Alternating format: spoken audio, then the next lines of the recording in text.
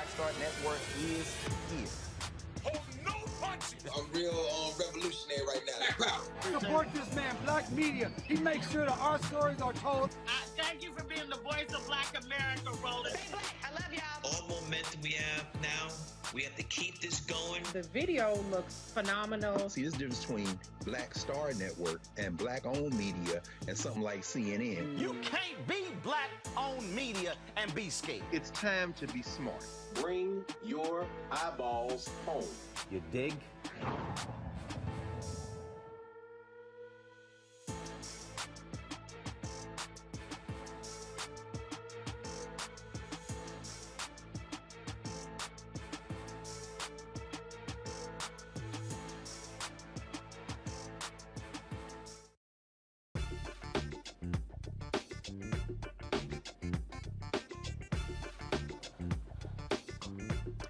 Today is Tuesday, March 29, 2022. Coming up on Roland Martin Unfiltered, right here on the Black Star Network, with the stroke of a pen, President Joe Biden signs the Emmett Till Anti-Lynching Law, making lynching a federal hate crime for the first time.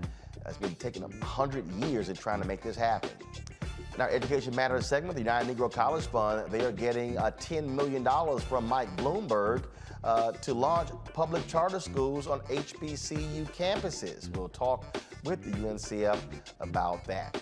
We always talk about voting on this show, and one of the most voter suppressive states is the state of North Carolina. In a split decision, a 3-judge panel rules that felons can vote in North Carolina once they leave prison, well, former felons. We'll discuss this groundbreaking decision with a North Carolina lawmaker, a voting rights reporter, and an attorney who is on the front lines as a defender of voting rights. Louisiana Supreme Court says that Black Lives Matter activist Ray McKesson can be sued by a police officer who was injured during a 2016 protest. He'll join us to talk about that court decision.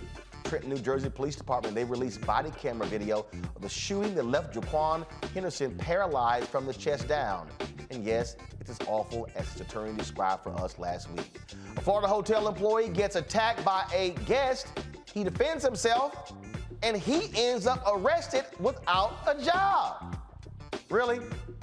In today's Marketplace segment, I was cracking on my man Joe Torre, the comedian, about some shoes he was wearing. Well, the shoes by a black-owned shoe designer company. Joe and I always having fun with each other, so we're going to talk with that shoe design company right here on Roland Martin Unfiltered. Yes, we'll be talking with the creator of Rock Deep. And yes, the fallout continues when it comes to Will Smith and Chris Rock. We're going to give you the latest on that as well. It's time to bring the funk on Roland Martin Unfiltered on the Black Star Network. Let's go. He's got it.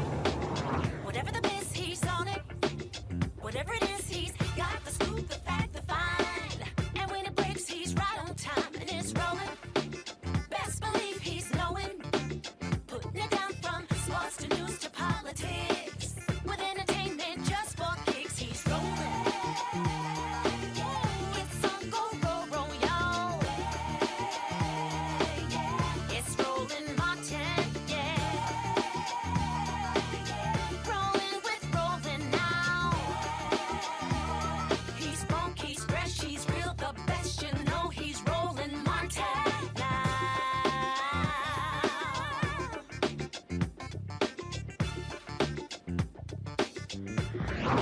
Martin. Folks, North Carolina ex-felons can vote in state and local elections as a result of a 3-judge panel ruling the law prohibiting them from voting was unconstitutional and discriminated against black voters. This law would restore the voting rights of thousands of North Carolinians. Sam Levine, a reporter for The Guardian, joins us from New York. North Carolina State Representative Amber Baker joins us from Winston-Salem, and Mitchell Brown, counsel for the Southern Coalition for Social Justice, joins us now from D.C. Glad to have all three of you here. Sam, it was your tweet that I saw with regards to this particular story. Out of all the states that we have been covering over the last, I dare say the last decade, dealing with voter suppression, there's been no state that has been more heinous than North Carolina, where Republicans have been doing all they can to suppress voting rights because they are still pissed that then Senator Barack Obama won North Carolina by 14,100 votes in 2008, and they have been making it clear they do not want to see that happen again. Sam? Yeah, well, this is a hugely consequential ruling in North Carolina. It's estimated that it will affect up to 56,000 people who are convicted of a felony but who are on probation or parole. And that's just a staggering number.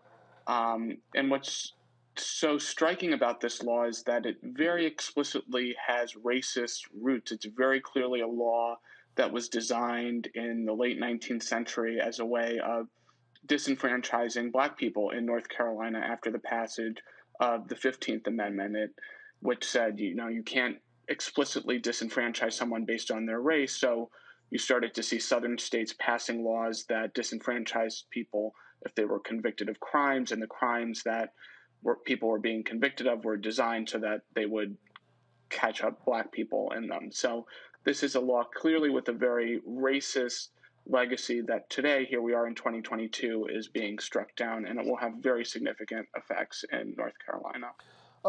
The thing that I think is really huge here when you talk about this here, Mitchell, is I think about Louisiana. 3 years ago, law struck down. They provided voting rights to formerly incarcerated 36,000 people impacted. What happened in the election in 2020? Governor Bill Edwards, Democrat, was reelected. He won by 30,000 votes. Not saying that was the difference, but the bottom line is here. He got a whole bunch of Black votes that put him back in office. And so when we talk about the margins, we talk about close elections. Sherry Beasley in North Carolina lost by 400 votes to be the Chief Justice of the Supreme Court. She's now running for the United States Senate. This is why this matters, because this decision could determine future elections. Absolutely. As you said, Sherry Beasley lost by 400 votes in the last election. And if this law, which allows folks who are formerly incarcerated who may have a felony record to vote, that's 56,000 votes. I remember during the canvass process 2 years ago, when Sherry Beasley was running, that there was an issue with counting all the votes. Well, now we're able to count all the votes, and we're able to make sure that people have the ability to let their voices be heard, and that has an impact on how the Supreme Court rules in North Carolina, and what laws are passed and what laws are upheld as constitutional or not.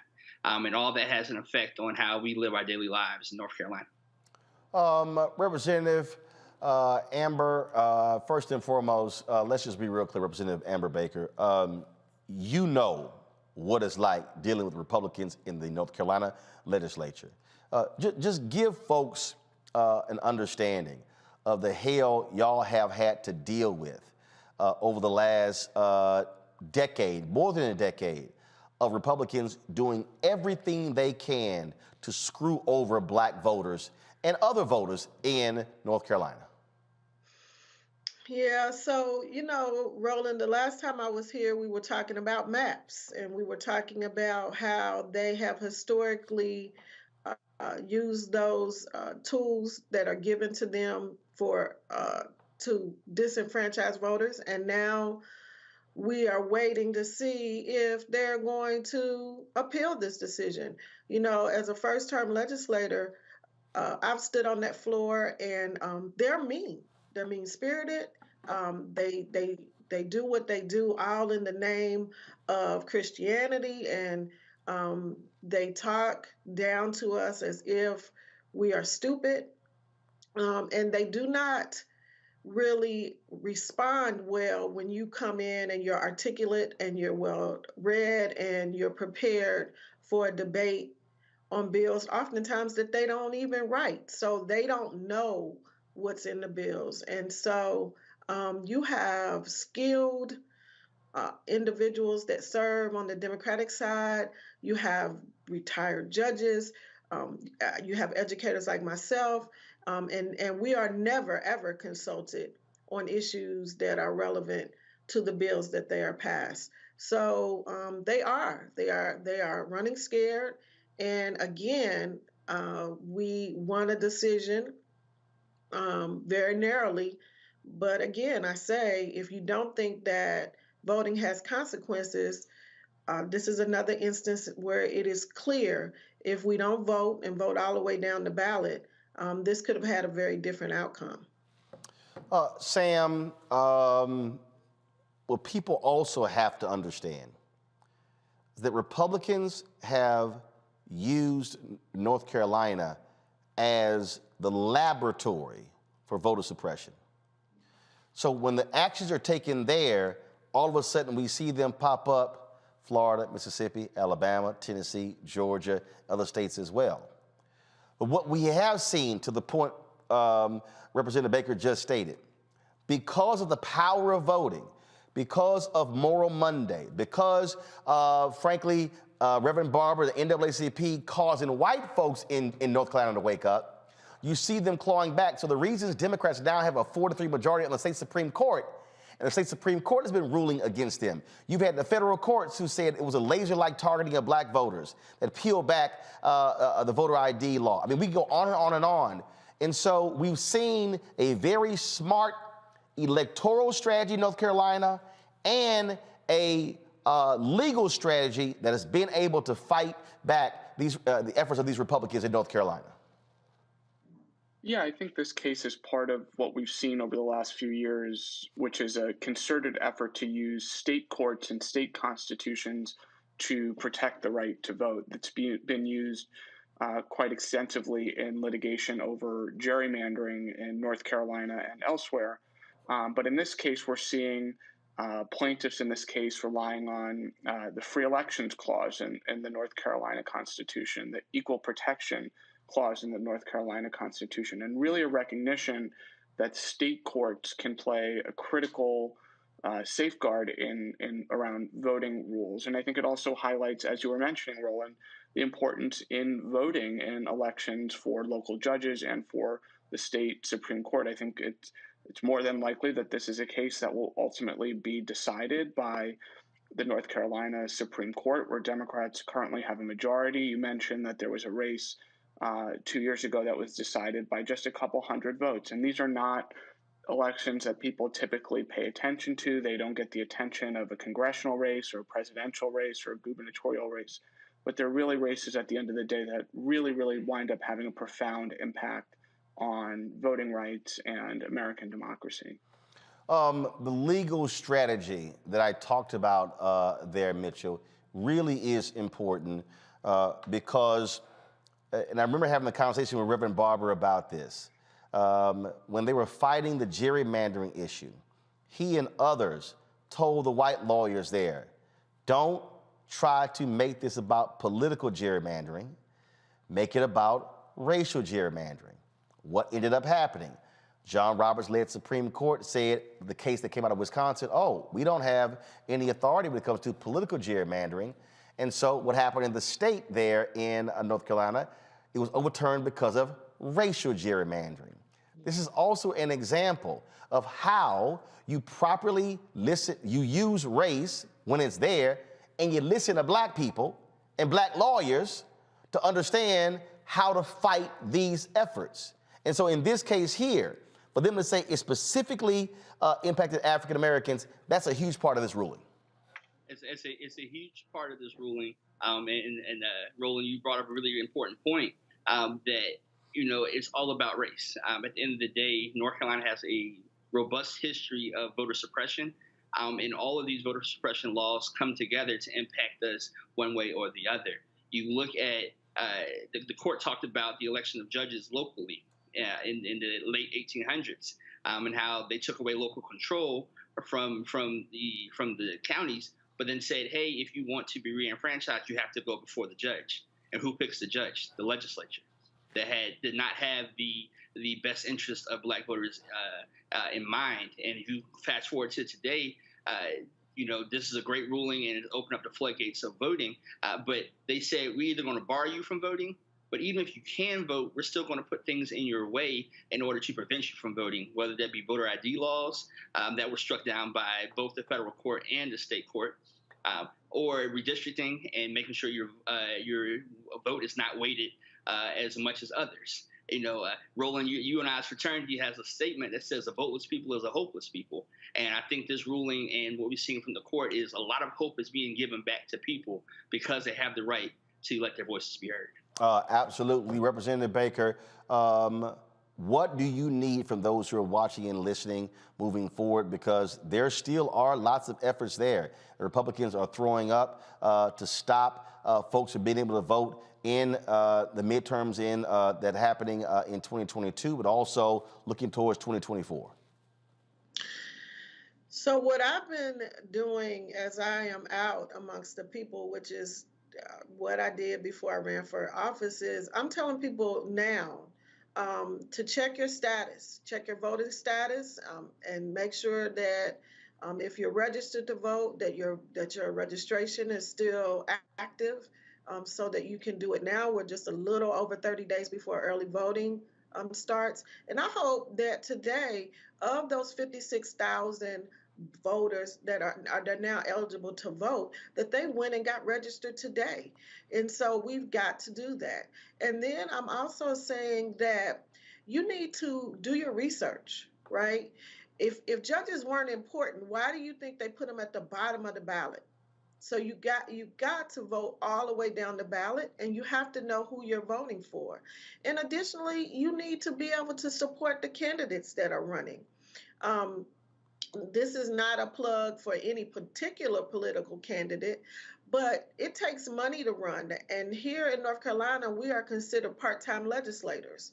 And that is also a gatekeeping mechanism, because most people cannot afford to only serve in the legislature without some type of other income coming in. And so support the people that are running, know who's running, and check your registration status often. And you got 2 votes. You have to vote in early vote starting April 28th, and then you're going to need to vote again during the general election. So if you know somebody, take somebody. And we are going to have to coalesce around each other concerning making sure that we have a voting plan, and we're loading our cars up, and we're taking people to vote, and those young people who know how to do everything on their phones, start talking to other people and helping them check their registration status and helping them to get registered. And also here in North Carolina, we have one-stop voting and registration. So during early voting, you may also register to vote. My hope would be that you would register beforehand. But if you don't, you have an opportunity to register to vote and vote on the same day during early voting. Sam, last question for you and Mitchell. I'll go to you first, Sam. What other states are you looking at that we need to be paying close attention to when it comes to these issues of voter suppression? Well, looking across the country, I mean, it's really a mess when it comes to laws around felon disenfranchisement, like the one that was challenged in North Carolina. Tennessee has an enormously complex system that people with felonies have to go through to get their voting rights back. They have to submit a certificate that they have to get filled out by the Board of Probation and the clerk, and have to go through a very complex process. So that's another state that I have my eye on. But more broadly, I think, it's states like Florida, Georgia, Texas, all states that we've seen in the last year or so really pass new voting restrictions that seem backed by lies about the 2020 election, baseless claims of fraud, making it harder to cast a ballot by mail, creating law enforcement agencies that are empowered to investigate voting matters when there's really, really scant evidence of fraud. Arizona, another state that appears to be on the cusp of doing things like cracking down on mail-in voting or providing proof of citizenship in voting. And so those are all the states that I'm paying attention to right now. Mitchell? Yep, and I'll uplift similar states to Sam's states, but focusing on Tennessee and Texas. In Tennessee, you had the case of Pamela Moses, who was convicted of a felony, had been released from incarceration, was living in the community, and thought she could vote. and he actually asked the state board, hey, can I vote? And they said yes. And then they tried to charge her with voting while she's ineligible. And then also in Texas, you have the case of Crystal Mason and Hervis Rogers, who voted while they were ineligible. They thought they were able to vote. In the state of Texas, gave Crystal Mason 5 years, is up on appeal, and they just charged Hervis Rogers, who waited in line. It was the last person in line on national television to vote in I believe it's a 2018 election, I believe. And they, 4 years later, are now prosecuting him for voting while he's ineligible because he was still on probation. So Texas and Tennessee are two states that we have our eyes on. All right. Folks, I appreciate it. Thank you so very much for joining us. And we're going to continue to monitor what happens in North Carolina because it is certainly a bellwether state for these issues. Thank you. All right, thanks a bunch. Pulling my panel right now, Mustafa Santiago Ali, former senior advisor for environmental justice at the EPA. Teresa Lundy, she's the principal founder of TML Communications. Will be joined soon by Demario Solomon Simmons, civil rights attorney and founder of Justice for Greenwood. I don't know how many times I can say, Teresa, vote, vote, vote, vote. Don't sit your ass at home and vote, because what we're seeing, now this was a federal case, these were federal judges, but what we are seeing is when you have these state Supreme Courts who are ruling, and we can't even assume that in some places we can, but you look at what happened in Ohio and Wisconsin, Republican-led courts ruled against them in their gerrymandered maps. Why does voting matter in this? Who appoints the federal judges? Well, Tom Tillis and Richard Burr, Republicans in North Carolina. They blocked 2 black women who were appointed to the federal bench, who would have been overseeing cases in the North Carolina, in the state of North Carolina, when they were appointed by President Barack Obama. And then, of course, they confirmed the judges when they came under Donald Trump. That's the thing. So when people say, oh man, damn Biden, it doesn't matter who he picks as federal judges, rules in cases like this, because this was a 3-panel federal judge, a 3-judge federal panels. Exactly why people need to pay attention to the entire process of the judicial choosing when it happens, even at the Senate level. When we say voting does matter, it absolutely does, because if, as we know, a lot of things come from the federal level, and then it trickles down to the state level when it comes to some of the decisions that are being made. So, if we, keep complaining about some of these things and maybe the system just doesn't work. Well, part of it is we as individuals, something free that we can do is actually utilize our voice and utilize our resources and encourage the next person who we're dealing with other issues to actually go out and vote. This thing right here, Mustafa, the legal battle is just so critical. So you can be out in the streets protesting, vital. You can be electing the right people to pass laws, vital. But also the legal strategy of our civil rights organizations is also important. The legal strategy is what helps us to build, the structure, the infrastructure that's so critical for us to be able to participate in fair elections and to make sure that our voices and that our votes actually count, and that, you have all this voter suppression that's going on. It's one of the only ways to deal with that. So we need to make sure that folks are both in the streets and the suites, fighting, strategizing, and utilizing both the law, these legal cases, and a number of other tools to make sure that there's real justice in relationship to voting. Indeed, folks. Let's go to Maryland, where Republican lawmakers apologizing for tweeting a profane response to a tweet from Maryland General Assembly's top leadership. Maryland Delegate Kathy Zelga said she meant to privately send this message to a close friend.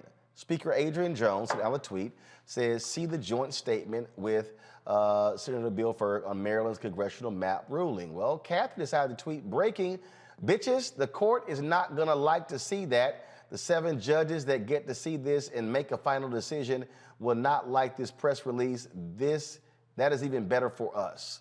Well, Senate President Bill Ferguson, House Speaker Adrian Jones again, were like, really? They released a statement expressing disappointment. to a Maryland judge's decision to reject the map as a product of extreme partisan gerrymandering. Well, Zeliga, a plaintiff in the lawsuit, caught wind of the statement and shared this now deleted tweet as a response. Oh, it's amazing when you hear. So y'all, here's her apology. Quote, I sincerely apologize for a tweet I sent this morning meant as a private message to a close friend. It was immediately deleted and totally inappropriate. I'm truly sorry, Speaker Jones and Senator Bill Ferg. Really? Really, Mustafa? When she was like, bitches? You know, what's done in darkness will eventually come out into the light. So she's just telling it like it is, and she got caught. So, the reality is we know there's a whole bunch of folks who don't care about what's going on in our communities, the struggles, the fights, all the work that we put into trying to make positive change happen. And they often, then they get caught. There's all kinds of folks and all kinds of parties who have worn some sheets in the past. And those sheets sometimes, even though they might not have those hoods on anymore, the truth comes out in how they really feel. Teresa, at least she didn't say like the white woman federal judge in Louisiana that she took a pill that made her go racist. Apple, the tweet probably could have been to someone else. We don't know. Apple has been playing tricks and software updates. But if that's her story, that's her story. I think, the Oscars has definitely given people a lot of courage to see what they can and cannot do and what their precautions are. So hopefully she'll be a little bit more sensitive in the future, but, it's exposed, so. Yes, it is. All right, folks, when we come back on Roland Martin Unfiltered, we're going to show you today's signing of the Emmett Till Anti-Lynching Act at the White House. And before I do that, though, several people, a number of people have been writing. First of all, send us checks and money orders, of course, supporting the show. Jay Neely said, I'm just trying to contribute. Thank you for great information. I appreciate that. Also, while I'm reading this here, folks, put up the graphic where people can support the show. If y'all want to support us in what we do by joining our Bring the Fan Club, of course, we revealed last night we're providing an internship to the North Carolina A&T student who lost the internship at the Black News Channel. There are 3 other students, as she told us, 3 other HBCU students who got paid internships. I'm trying to get their names so we can also bring them aboard. So your contributions make it possible for us to do this, to have paid internships for HBCU students. And so you can support us by joining our Bring the Funk fan club. There's no minimum limit. We ask $50 each from folks. That's $4.19 a month, 13 cents a day. And support us. Some people have given less, have given more. We appreciate every single dollar. But it's P.O. Box 57196, Washington, D.C. 20037. Cash App is $RM Unfiltered. PayPal is R Martin Unfiltered. Venmo is RM Unfiltered. Zelle is Roland at RolandSMartin.com. Someone else wrote, leave the graphic up, please. Roland Martin staff, everyone that makes this program work, keep up the good work. Reporting the facts to the viewers, this is a donation. Also, enclosed is $30. I support your new program. Keep up the good work. And I really keep up the good work. I really enjoy your news show. And so I can't make out the last name there, but I certainly appreciate it. Let's see here. I'm going to read 2 more before we go to a break. Thank you, Dr. Roland Martin, for being and giving a voice to us black people. Take care, Miss Bernice Parrish. Here's my $5 towards my bill of $50. She said 50 minus 5, 45 due. So I appreciate that. And then let's see here, Beverly Singleton. Let's see here. She said, just took a look at the date of this money order. July is moving towards that date again. I'm trying to re-up for the cause. And so she said, you're shunning us folks that ain't with that Cash App stuff.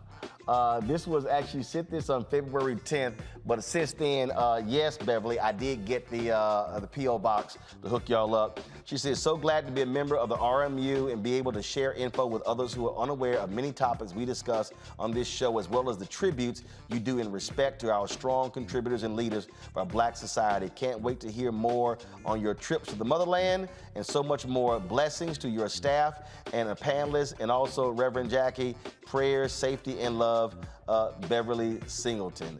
And then she did say, see, I can be helpful in the midst of fussing. So y'all, we do have that. So if you don't want to give via Cash App, PayPal, Venmo, Zelle, y'all can send us a check or money order. P.O. Box 57196, Washington, D.C. 20037. We'll be right back.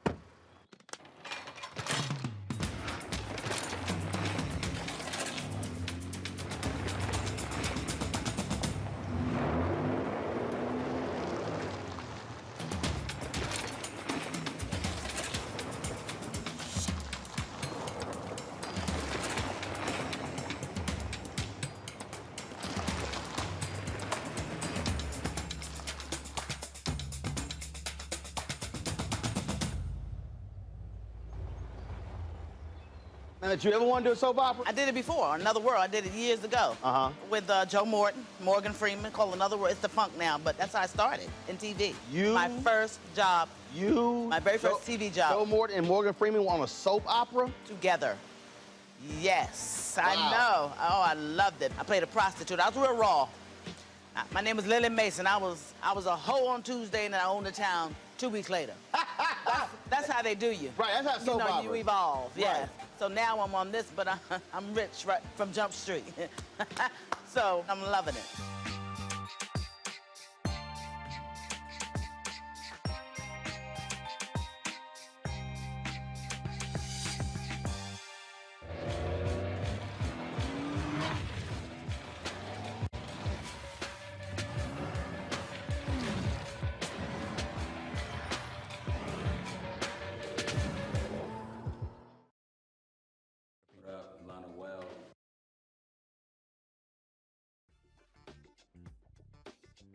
Hi, y'all doing? It's your favorite funny girl, Amanda Seals. Hi, I'm Anthony Brown from Anthony Brown and Group Therapy. What up, Lana Well, and you are watching Roland Martin Unfiltered.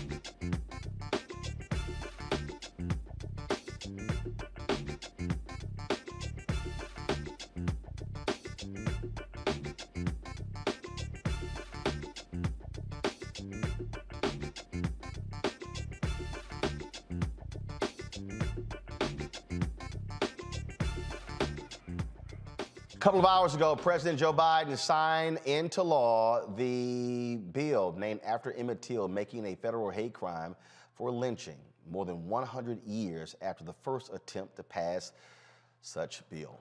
The Emmett Till Anti-Lynching Act is named after the black teenager from Chicago whose his lynching in Mississippi in 1955, August 28, 1955, became a galvanizing moment for America. During the Rose Garden signing ceremony, Vice President Kamala Harris explained how it took over 200 times to pass this bill. President Biden stressed how lynchings were used as intimidation to keep black people from voting. It was over 100 years ago in 1900, North Carolina Representative George Henry White, the son of a slave, the only black lawmaker in Congress at the time, who first introduced legislation to make lynching a federal crime.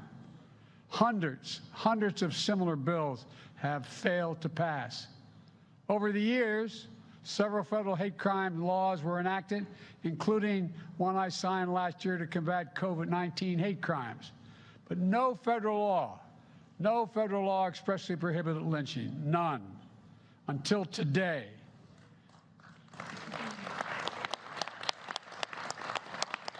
One of the leading chronicles of our history of the lynching is Brian Stevenson, who happens to be a Delawarean from my home state, who wanted very much to be here today, but he could not.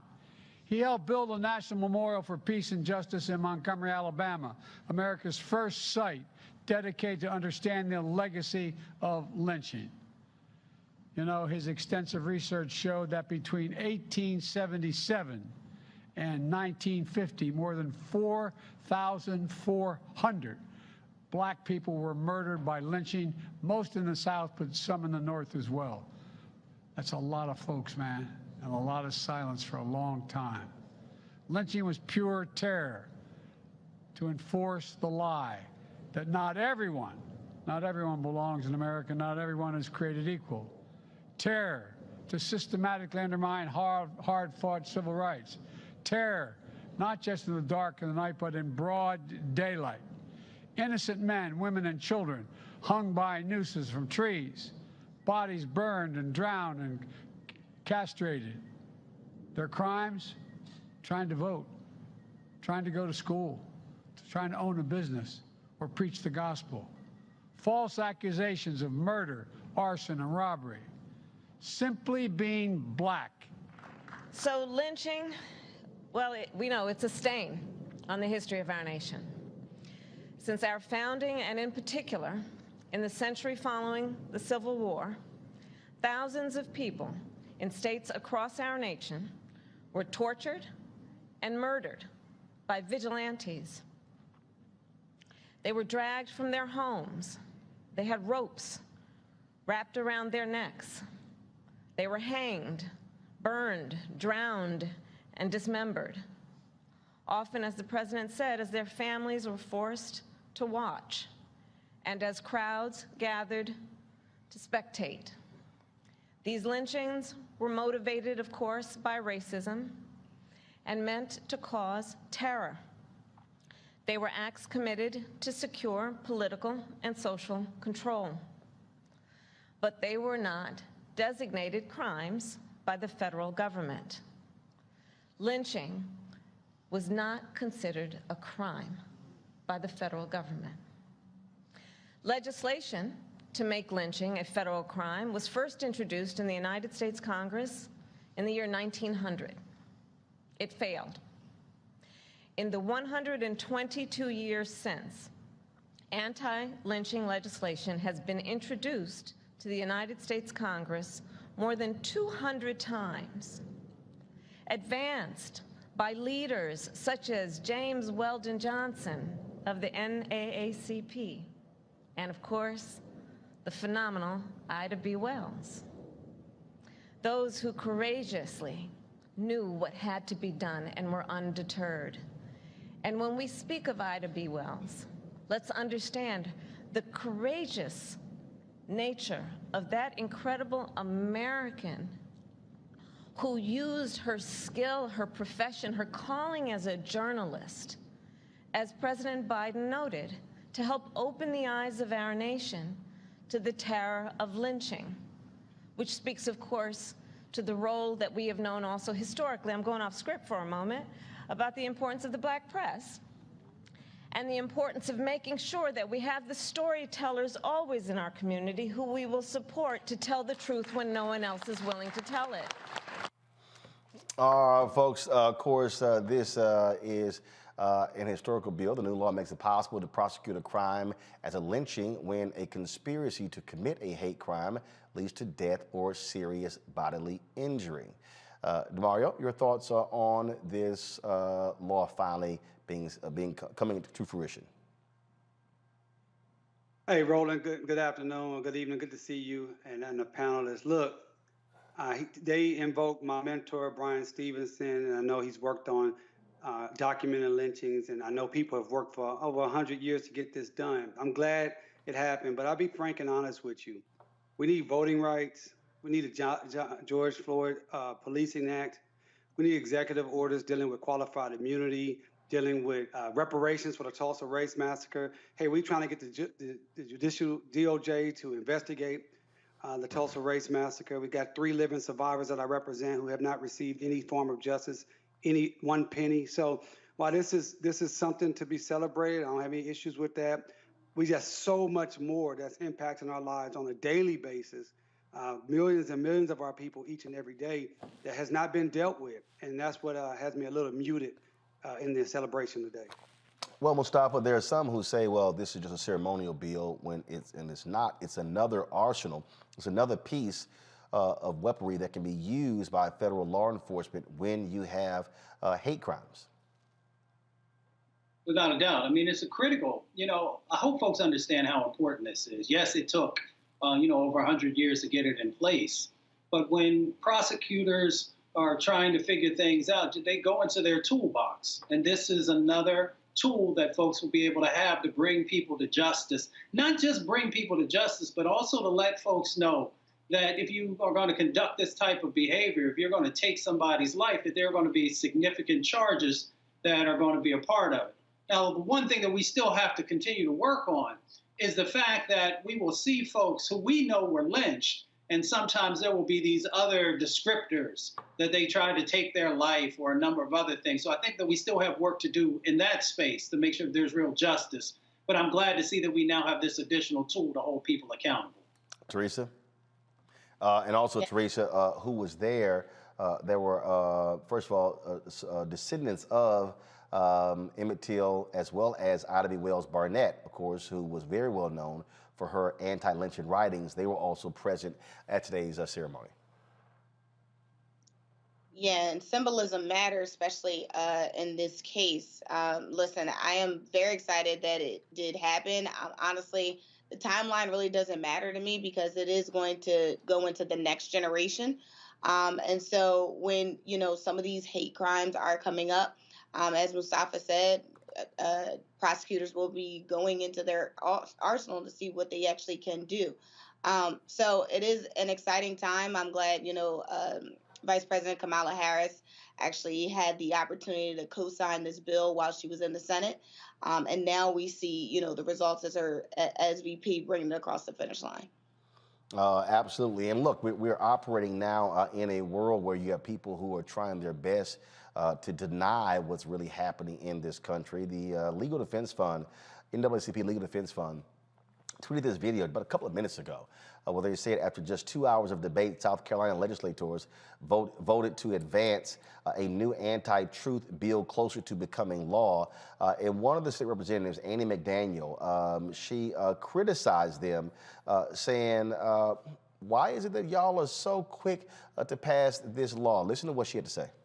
I would be very distrue to who I am if I didn't acknowledge the fact that we are advancing a bill regarding times in our history that might be taught that caused a lot of unrest regarding 5 bills, which turned into this one bill. And the bill is being advanced with a total racial split on this committee. All 5 African-American Democrats voted no. All 12 Caucasian Republicans voted yes. That sounds like we have taken ourselves so far back in history till it is totally unbelievable. When I think one of the requests was just for a little bit more time to talk about, digest, and most importantly, hear from teachers regarding this piece of legislation. Yes, ma'am. No, it's not even legislation yet. Regarding this document that is going to be advanced as a committee bill. Now, my question is, how do I remove my name as a sponsor of this bill because I care not to be a sponsor of this bill?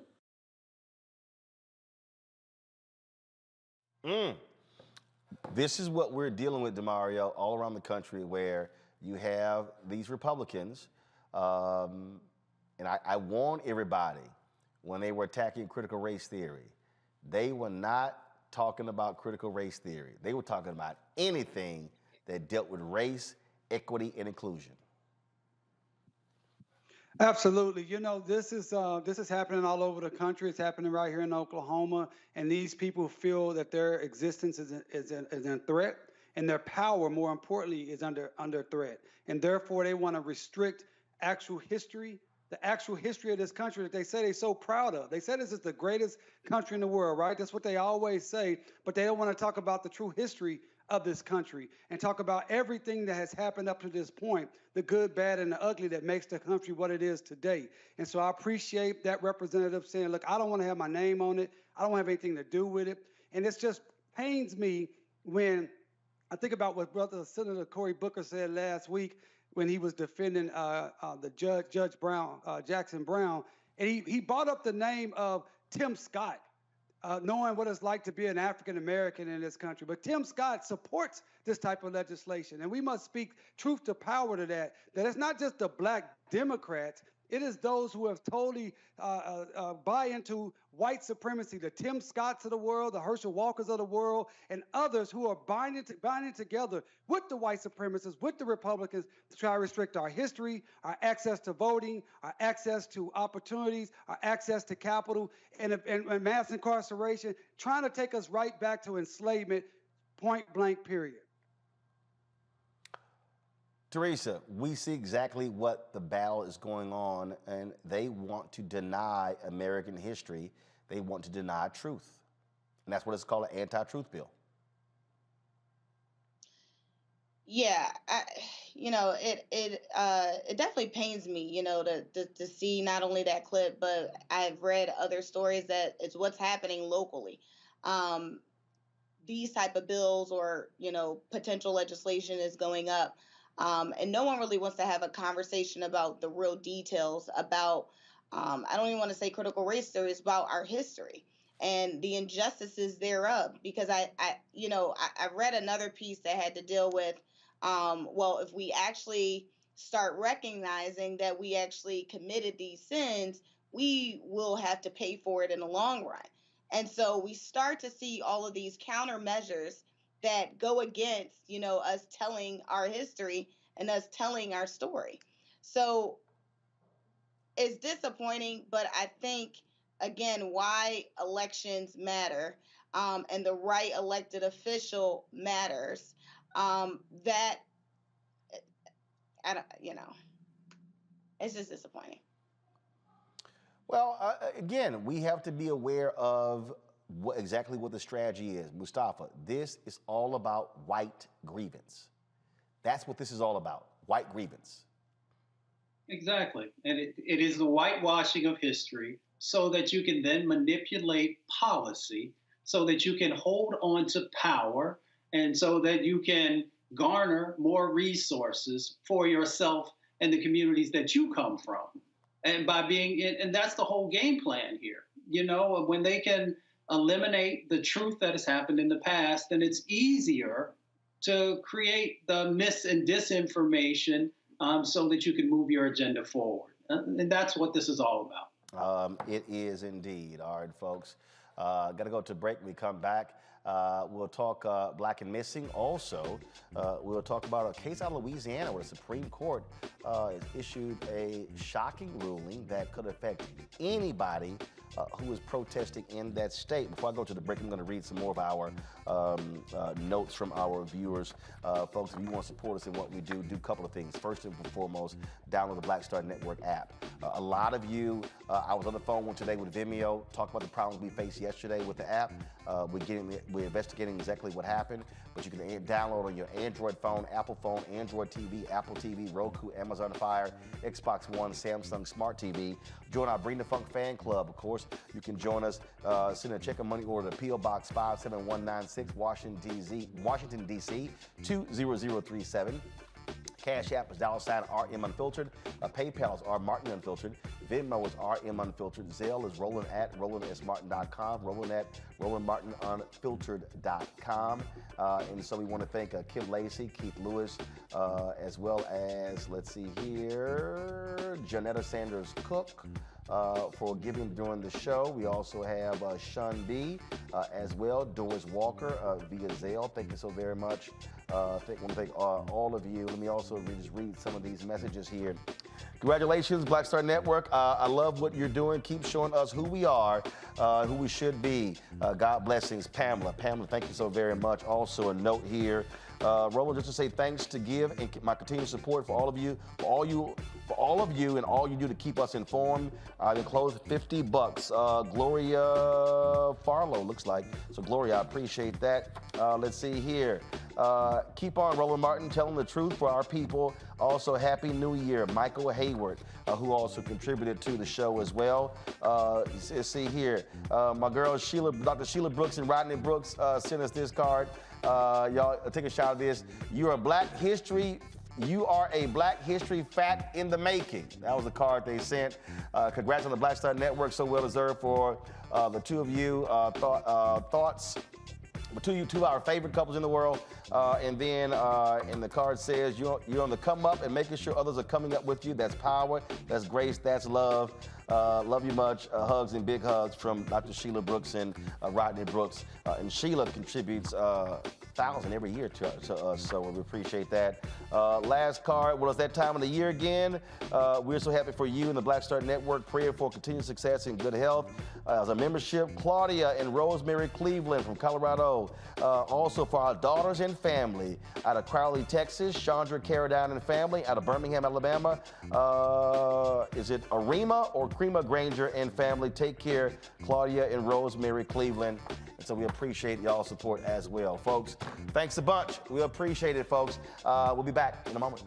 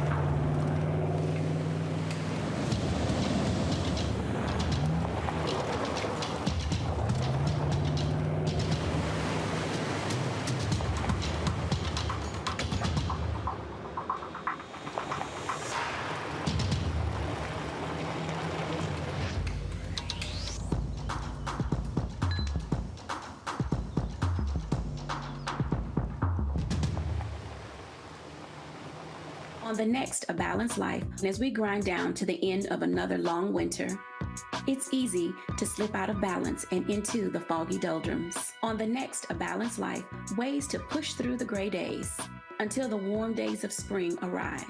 Join me, Dr. Jackie, on A Balanced Life on Black Star Network.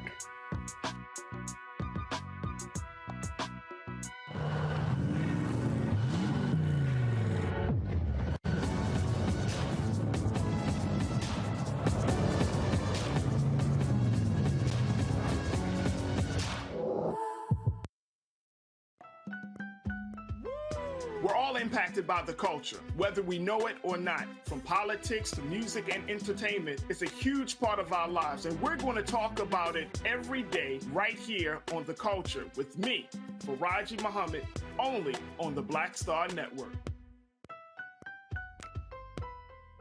What's going on? This is Tobias Trevelyan. Hey, I'm Amber Stevens-West. Yo, what up, y'all? This is Jay Ellis, and you're watching Roland Martin Unfiltered.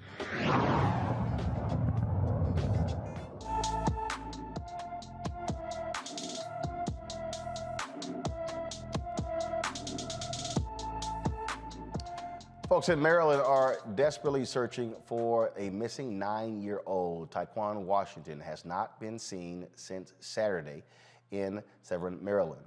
She's 4 feet 9 inches tall, weighs 126 pounds with black hair and brown eyes. Anyone with information to Taekwon's whereabouts, please contact the Anne Arundel, Maryland County Police Department at 410-222-8610. It's 410-222-8610. A black man will serve as the newest chief of the Federal Aviation Agency, the FAA. That's right, Billy Nolan is currently safety administrator for the organization. He previously held leadership positions at Qantas Airlines for America, as well as American Airlines. He will assume the role on Friday. So congratulations on that particular job. Also, the National College Players Association filed a civil suit against the NCAA as the next step to get college players paid. The suit alleges that all 350 NCAA Division I schools violate black students' civil rights by conspiring to cap athlete compensation. The NCAA limits what schools can provide to athletes in terms of athletic scholarships and, for the most part, prohibits any direct payments from schools to players. The NCPA argues that because many black students are also college athletes, the NCAA-wide compensation limit causes a disparate impact on black college students. Also, an update on Mason, Tennessee, folks. We spoke to the town's Vice Mayor, Virginia Rivers. The controller did not take over Mason, Tennessee today, but it will begin taking over the town's finances on April 4th. Rivers says the town must repay the nearly $500,000 embezzled by the previous administration. Now, why isn't the person accused of stealing the money responsible for the money? He was found not guilty. The town's monthly payment of that debt was lowered from $22,134 to a little over $9,500. They have 27 months to complete all payments. Once the controller takes over, the town must get permission to spend anything over $100. We're certainly keeping our eye on that story. All right, folks, let's talk about this strange story. It's been this ongoing story out of Louisiana. You might remember, of course, when there were protests in Baton Rouge, case where a young man was shot and killed in that particular place by city. Protest erupted in Baton Rouge. This is 6 years ago, okay?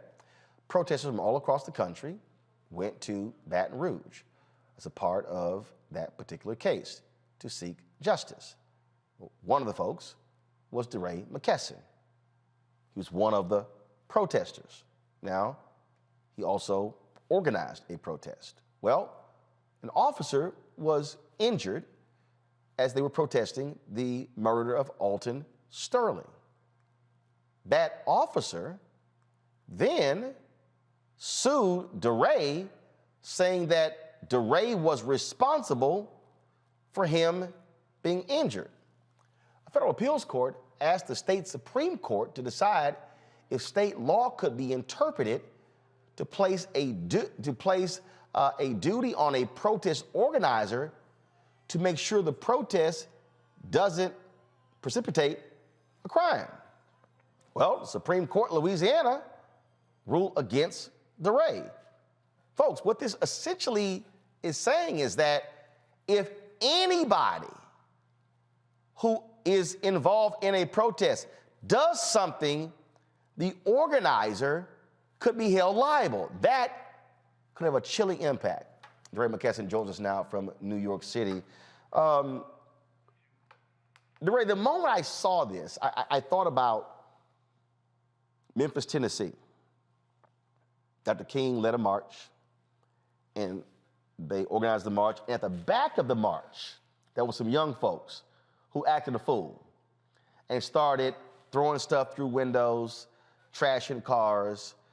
They grabbed Dr. King, put him into a car, actually put him into a hotel room. And he was so traumatized by it, he immediately went to a state of depression. He was under the covers, fully clothed. And he later met with those young men who said they were put up to it by some other folks. And that part right there reminded me of Minnesota, as I met with George Floyd, when there was a video of a guy walking around busting windows and setting stuff on fire.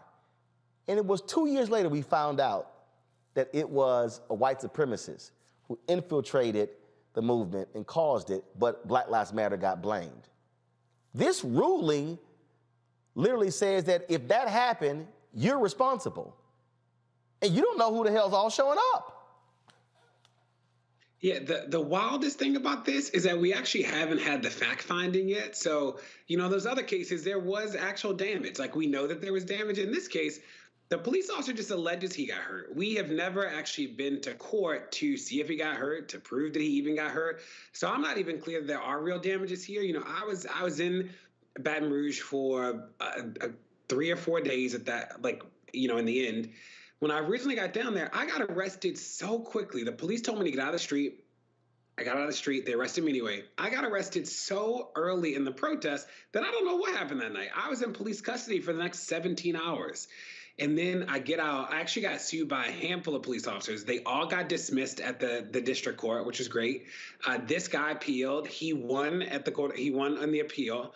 And then we go to the U.S. Court of Appeals, and they issue 4 separate decisions, unprecedented. That goes to the United States Supreme Court. The U.S. Supreme Court sort of punts to the Louisiana State Supreme Court around these 2 questions that first get raised at the Court of Appeal, the Fifth Circuit Court of Appeals.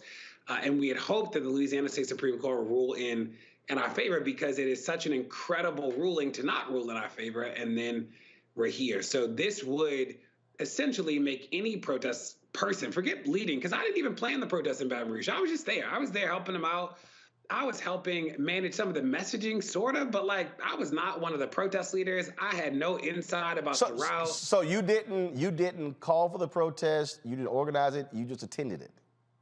So I met with some of the protest leaders the day before, so I knew it was going to happen, but I was not one of the planners. I wasn't even one of the actual leaders leading people. I mean, I had and have a big social media presence, so I was potentially helping guide people know where to go and not go because of social media, but this wasn't an event that I planned. There are protests that I helped plan, that I came up with the idea, that I organized the logistics. This wasn't one of those. So how are you getting sued?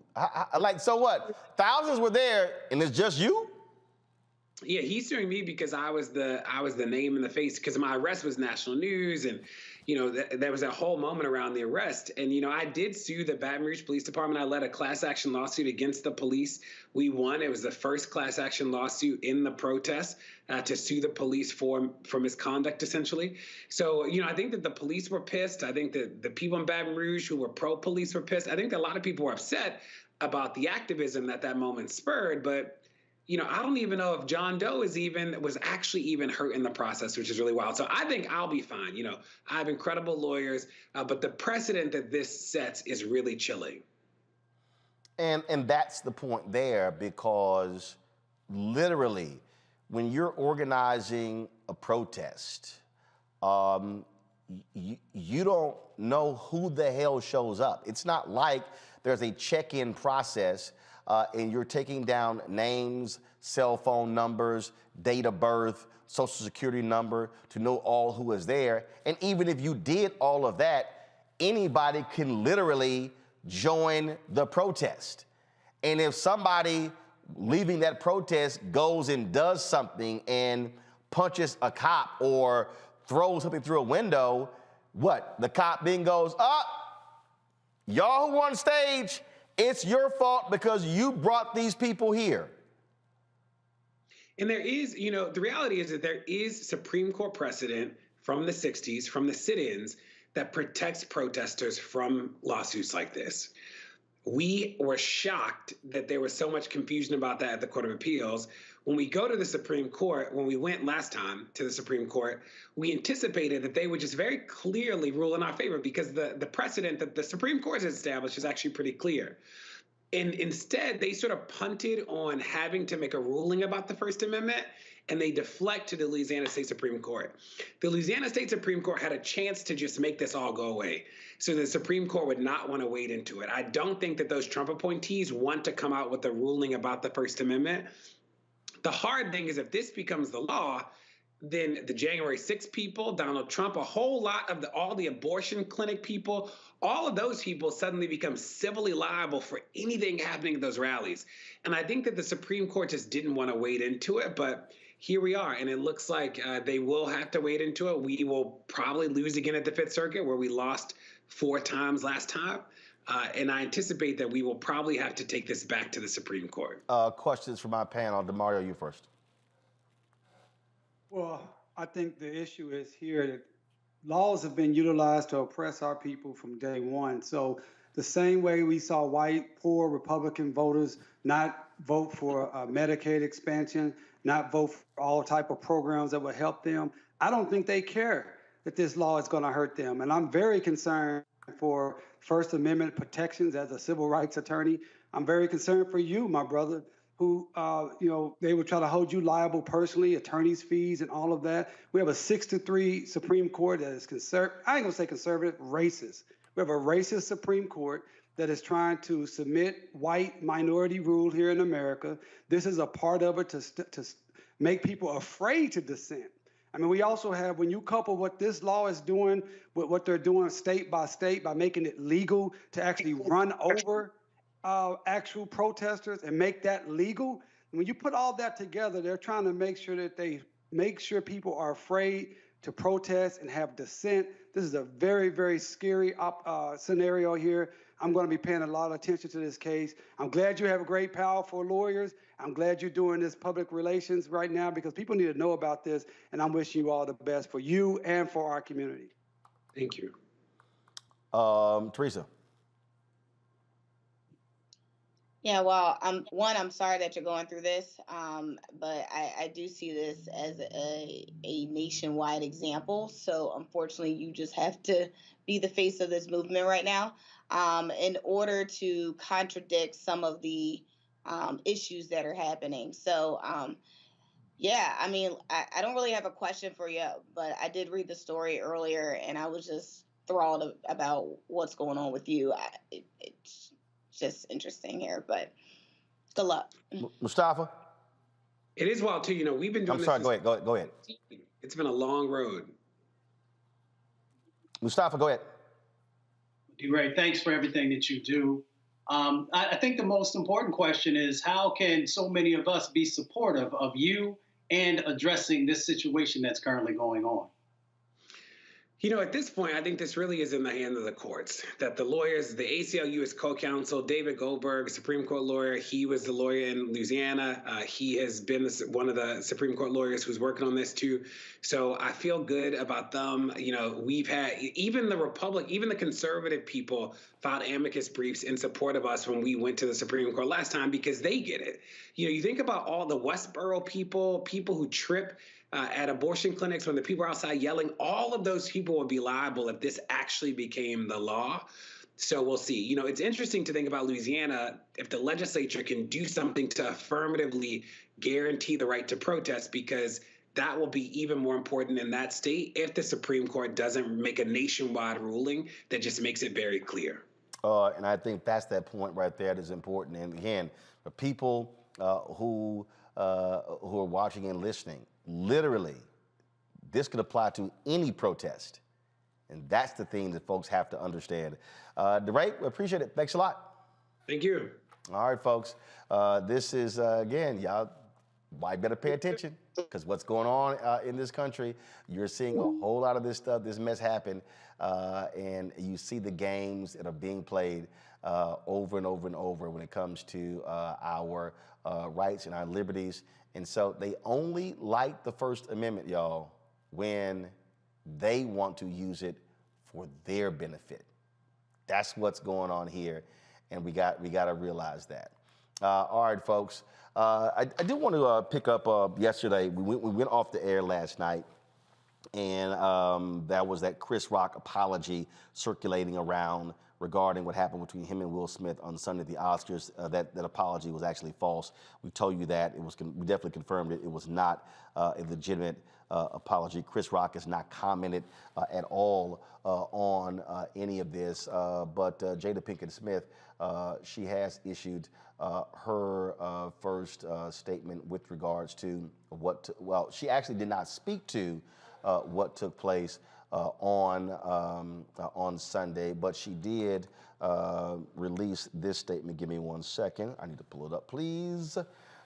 She posted this on her Instagram page. This is a season for healing, and I'm here for it. That's all she posted. This conversation has still been raging all over social media because of the Chris Rock joke with regards to this G.I. Jane joke on Sunday night at the Oscars. And it's been extremely revealing, the back and forth. You got white folks out there who weighing in, oh my goodness, Chris Rock should be arrested. Will Smith should be arrested. Kareem Abdul-Jabbar weighed in, talking about that the actions of Will Smith evoke many of the racial stereotypes of black people. And I need to, this has to be said. And this is, and I need black people, please, to listen to me. I am not going to be thinking like black people 100 years ago where the actions of one black person represent all black people. What Will Smith did don't represent me or my brother or my daddy or my 4 nephews. And I think at some point, y'all have heard me say continuously that black people need to be reprogrammed, that we need to, we have got to remove white supremacy from our existence. Because when, and I understand what Kareem was saying. But when we project that and say that, what we are actually doing is allowing white supremacy to continue to thrive. It's no different than when I have these so-called conscious black folk. You know, the super duper black people. And they think they the blackest of the black.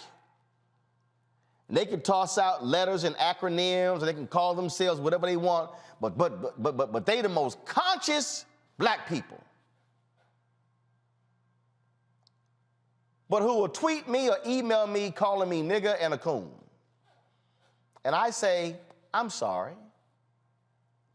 How can you be a conscious black person, yet you use the language of white oppressors against your very people? You can't. So you even using the language means your ass ain't conscious. And so I just think that we have got to learn, Mustafa, Teresa, and DeMario, we've got to fight to resist this notion that if somebody black does something, it reflects on all of us. And why you doing that? You making us look bad in front of the white folks. The language that I have heard from some people literally sounds like, well, if this had happened at the BET Awards, we can understand it. But man, you did this in front of the white folks at the Oscars. Well, first of all, BET ain't even black owned. So that's in front of the white folks.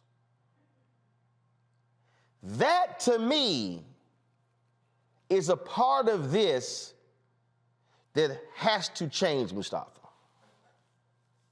Well, we definitely, psychologically, mentally, we have to address the trauma that has been literally pumped into us, and to begin to unpack how we see ourselves.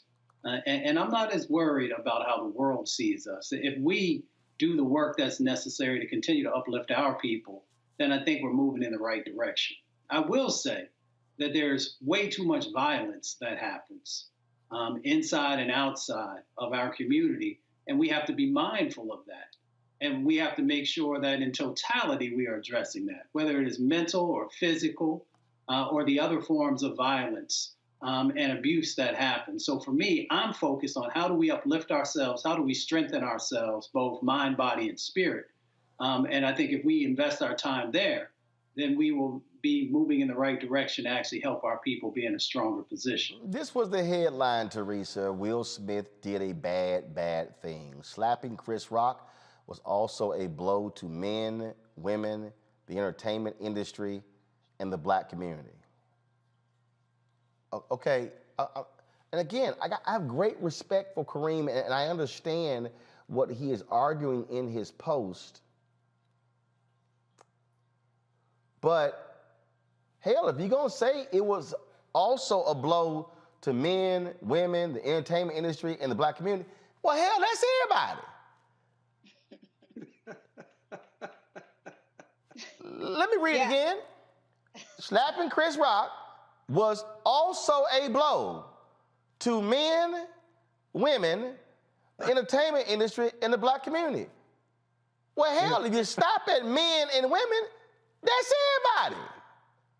Don't forget, it's also a blow to Philadelphia. You know, it's. But this notion that we have to single out, ooh, this was a blow to black men. No, it wasn't. Go ahead. You're right. You know what? I've been looking at the different op-eds and blog posts that's been coming out, and I have been disturbed because, you know, I had to do a self-reflection to say, am I lumped into, you know, the actions of one individual? And I had to tell myself no. And so when I was having these conversations with friends of mine that aren't African American, I'm very clear that their actions is not my actions. So, you know, I was brought up a little different, and I don't think I would have reacted, but we don't know because we weren't in his shoes.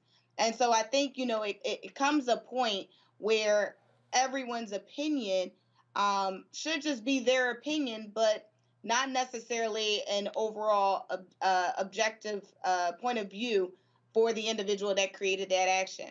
You know, we done seen so many memes that came out of this. You know, there was probably about 4 different articles that said this is a blow to Philadelphia, and, you know, this is the type of people that they raised. We have to be honest. Will Smith hasn't lived in Philadelphia for over 30 years.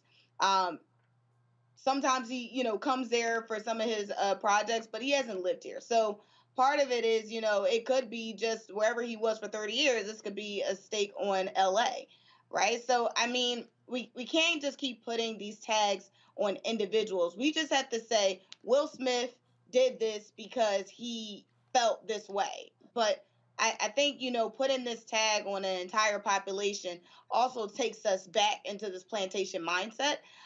Where we are only thinking of, you know, where, you know, if I mean, look, let's look at history, right? If you were on a plantation, you did not have a name. You had an initial, right? And so if you were called by, you know, that initial of, you know, by your slave master, you knew who you were, right? And so for me, it's just, I'm not Will Smith. I am my own woman. It is not a disgrace to our community. And I just hope as individuals, we can all do better. It doesn't matter the color, creed, or religion, or where they're from. So, you know, the thing here, DeMario, that I find to be interesting. So, okay, all right. So you had that statement right there. Well, then you had Alec Baldwin. Alec Baldwin, of all people, who should shut his punk ass up. Alec Baldwin. The one that killed somebody? Didn't Alec Baldwin shoot somebody? Well, Alec Baldwin, whose gun discharged that killed the cinematographer on the movie set. The gun was in his hand, right?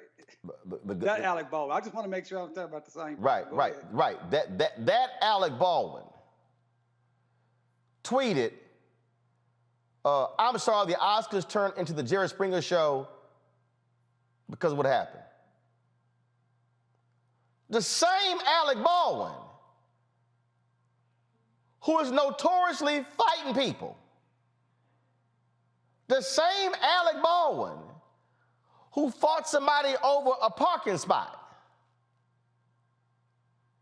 And this is where what I'm saying, why I disagree with Kareem's perspective. Does Alec Baldwin's actions speak to all white men? Listen, if Lil Wayne said some dumb shit about how ain't no racism because I see white people in my audience, Lil Wayne ass don't represent me at all. Kodak Black and Ray J, they little asses were down there at Mar-a-Lago with Trump and that punk ass former Representative Vernon Jones, who praised Kodak Black for paying for the funerals of law enforcement officers. Ain't nothing Kodak Black say or do representative of me as a black man. When we say this, DeMario, when we articulate this, what we're really doing is playing right into the whole deal of, come on, man, don't do that, because if the one thing you do, that represent all of us. No, it don't. Kareem's son stabbed his neighbor. He in prison. The actions of Kareem's son don't represent all black people. So what? Because it's Will and Chris at the Oscars, it does? No. The undercurrent of what Kareem is saying is that, damn, why y'all had to do that in front of the white people? That has to change this right here for us, where we really are so concerned about how, because the white people saw it and how they feel. It is so much to unpack here, and I'm gonna start here. The trauma that you're talking about changing our minds starts with the fact that we legitimize an illegitimate organization, which is the Oscars itself. It's an illegitimate organization that was set up for white people to celebrate white people. And the only reason the Oscars are even relevant is because black people are a part of it. You can't even have entertainment without black people. And so let's start there with changing our mind state, where we have to force ourselves into these white spaces. That's not government, it's not taxpayer dollars. Force our space into these white spaces to be feeling like we're being validated by what they believe is great art, what they believe is the best actor. We say, oh, this is the first black actor since 16 years. So what?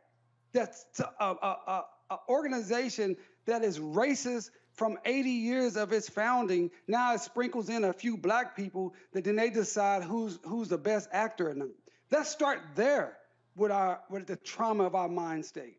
Number two, I saw the slap like everyone else. I would say that I was, if that happened to me, if you slap me, it's gonna be some slapping going on. As a man, I get all that, but I'm certainly disappointed that this is still such a distraction in our community. Do you know that President Biden, and I'm sure, Roland, you probably talked about it yesterday, in his new budget coming out, where he's wanting to give billions more dollars to policing, $31 billion more additional to the Pentagon to feed the war machine, sending more billions of dollars over to Ukraine to folks who don't look like us, who, according to published reports in the New York Times, the Peace Corps is telling, hey, black people, if you come over here, you may be called nigger, you may be called monkey, but we're sending our taxpayer dollars, black money, black taxpayer dollars over there, but we got black communities all around this country who cannot get proper funding, proper education, can't get reparations, can't get restoration for what was lost during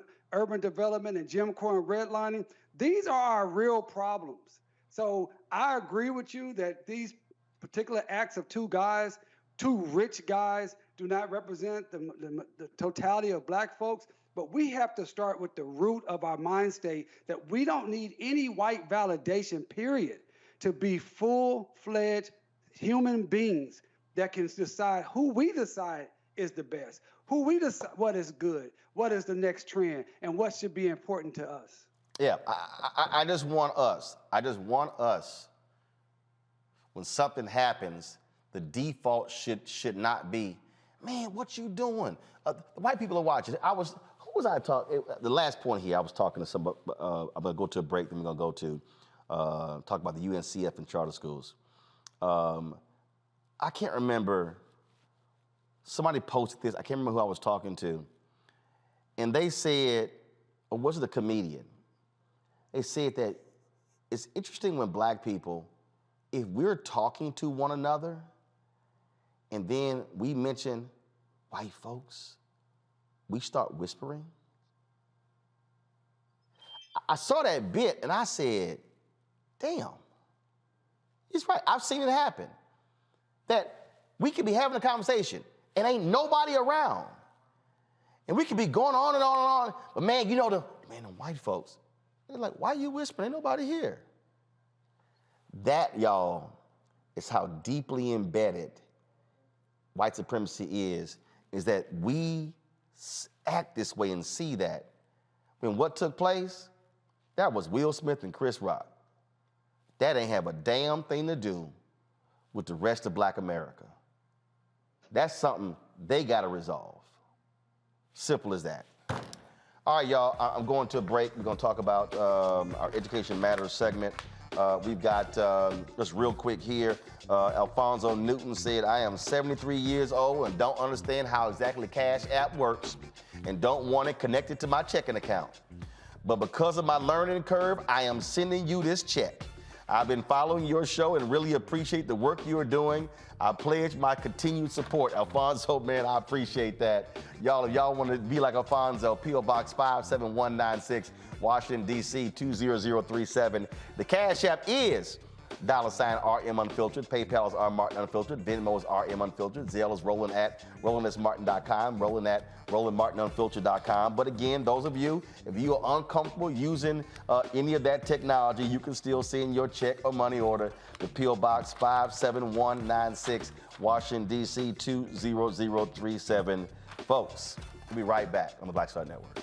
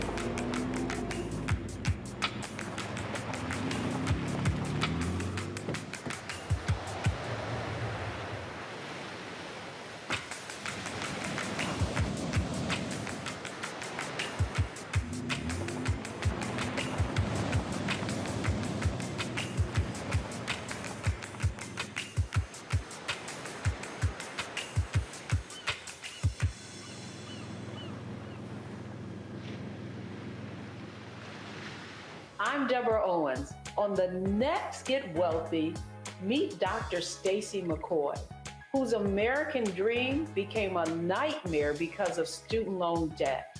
Whether you're paying $300 a month or eventually I got up to $1,700 a month. Wait a minute. Hold that for just a minute. You were paying $1,700 a month on your student loans? Yes, and I know other people who are paying more than that.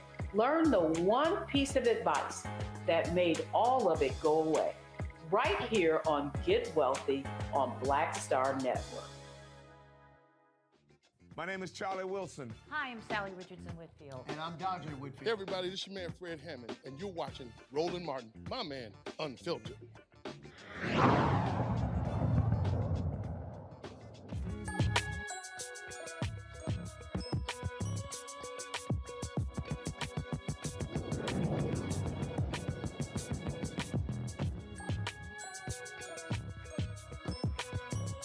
All right, folks, United Negro College Fund and Mike Bloomberg have announced a $10 million gift that will assist the UNCF in opening public charter schools tied to HBCUs, as well as help with the recruitment of HBCU students and teachers. This, of course, is a significant thing.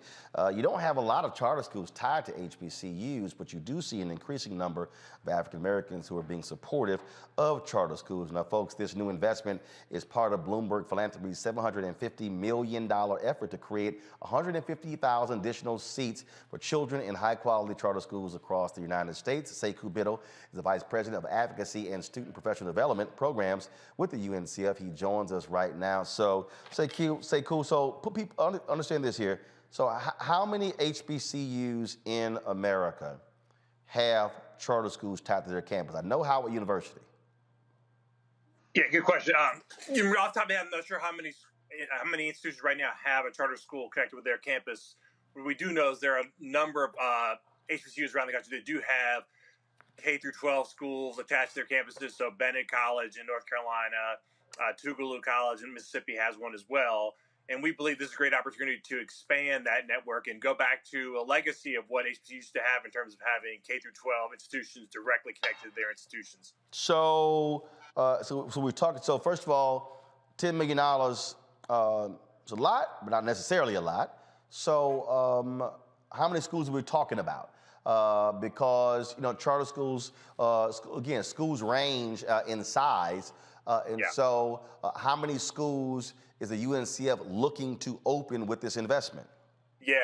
So I think a different way to think about this, Roland, is what we're really trying to do is work with HBCUs to catalyze the process of starting schools. So we want to work with as many HBCUs that are interested to start down the path of what's the right way for them to innovate in secondary education to help build a pipeline of young people that are ready for college and careers.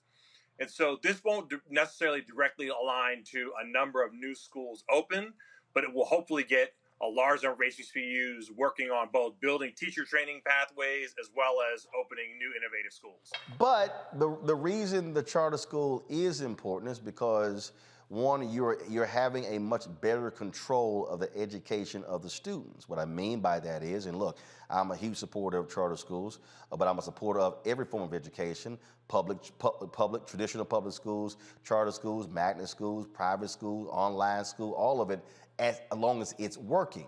And if it's failing, I believe in getting rid of it, including charter schools. But the thing that I always keep saying to people, if they understand, college is at the end of the education spectrum. If you've got a child going through elementary school, junior high school, and high school, and they're not meeting the grade, it's a good chance they're going to fail, or they won't even get to college. But if they do get there, they're actually going to fail. And so it is important to me having the ability to be able to create a school where you can be able to impact that child in elementary school and send them to that feeder school, to that junior high school, or even have a situation with Bloomberg's money where you create a charter school that's an elementary school, then a middle school charter, then a high school charter, and then they're able to go to the HBCU. So you're really controlling the entire educational process of that child. Yeah, I think that's right. And I think it's also important, Roland, to really think about how, look, HBCUs have a rich history for over 150 years of helping, in particular, Black people find educational success and pathways into successful careers. And we think that the more that we can work to bring the best practices and the learnings of, over 150 years of education down the pipeline, so we're helping many more students and families chart the path to success. Because we know overwhelmingly Black families, parents and students aspire to go to college and get a degree and go on to successful careers. And we think that bringing some of the know-how and the experience, and in fact, frankly, some of the cultural relevance that exists in the HBCU community down into K through 12 is going to be hugely important to communities. So when we're talking about this $10 million, in terms of how is it going to be partitioned in terms of for school development, and then for teacher development, and then student development. So how are you breaking it up? Yeah.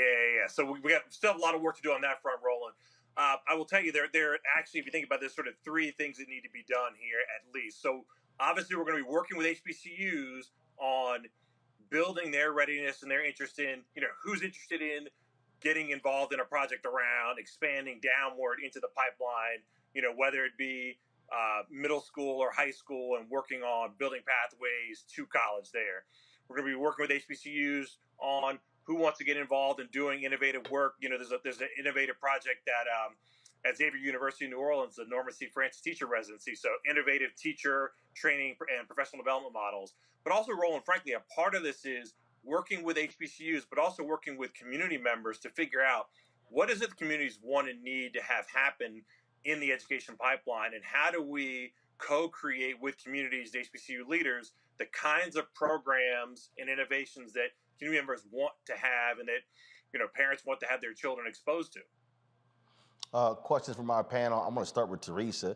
I went to Philadelphia where we took our school choice as a Black Choice program, where you have African Americans who who control charter schools, who lead those schools there. And my whole point is, I've always been saying, I want to see more Black people controlling charter schools, because for people out there who say, oh, I don't like charters, here's the difference. We control the curriculum, we control the budgets, we control who gets hired, we control the money. Teresa, your question or comment. Yeah, well, thank you so much for representing UNCF on bringing this initiative to the forefront. One of my questions is, because there is a Black coalition here in the city of Philadelphia that is fighting to not only keep their charter school open, but to make sure that it's equitable across the field. So what is one thing that the Bloomberg Philanthropies can do to actually maybe reach out to some of them? I think it's maybe about 10 or 12 schools, but maybe look into it a little further to maybe help their cause to make sure that their schools not only had the option of just staying open, but had the ability to stay open. Yeah. So let me be clear. I can't speak for Bloomberg Philanthropies, but I will speak for UNCF. And part of what we're trying to do here, Teresa, is recognize, and I think you raised an important issue about sort of the equitable treatment of, in particular, Black-led schools. We want to make sure that starts at the beginning, right? And that we're providing the resources, the support, and that they're getting the same kind of opportunities that other school leaders and entrepreneurs get to start schools, and also get the support structure from institutions to help them grow, be strong, and be stable. Because that's oftentimes the challenge. And I know a lot of issues on this show come back to issues of inequitable treatment and conditions that Black people and institutions have. And part of what we're trying to solve for here is, how can we build strong foundations for strong institutions, for Black students and Black community, in the Black community, led by Black institutions. Mustafa. My question is, we have these examples of other projects that are going on where there are charter schools connected to HBCUs. What's come out of that? What has been the analysis that is saying this is a good direction to go? Yeah. I think, one of the most important things that we see when we see schools connected to HBCUs in general, and that is that in particular, sort of the cultural elements that are successful in helping HBCU students thrive come down into middle school and high school examples. And that's, the intrusive advising, all the sort of culturally important things that are built around not sort of like add-ons to, and you have to be Black, but are intentional about, we're here to support the success of Black young people into becoming successful Black adults, gets built intentionally into the culture of how the school operates. I think that's hugely important. I think that's clearly so much of what's been missing in so many of our schools. DeMario? I spent about a year. I was working with what we call the Greenwood Leadership Academy here in Tulsa, and went around the nation, went to Sacramento and visited Kevin Johnson's school, went to Memphis, Tennessee. I think we visited the Yes Network up there, and then went out to D.C. and visited these different networks, and then spent about 6 months really researching these different networks. And as Roland said, so many of these larger charter schools are run by, white corporations, and they're making tens of millions of dollars a year. So my question is twofold. One, what has been done with these funds and overall to make sure that this funding goes to Black led institutions? Yeah. And then number two, that these institutions, as we control the curriculum, but can have more African-centered thought and African-centered perspective, and not just Black people running the same type of white supremacist type systems? Yeah, great question. So I think, so the first part of it, what we're focused on is building pipelines and pathways for Black teachers and Black leaders, because we believe that, much like we see in successful HBCUs today, that having, Black leaders in place working in communities that they are connected to, that they listen to, they work well with, we're more likely to set up successful programs and systems in schools that help the students that they're designed to help. And I think the reality is that we know that the successful institutions do those things.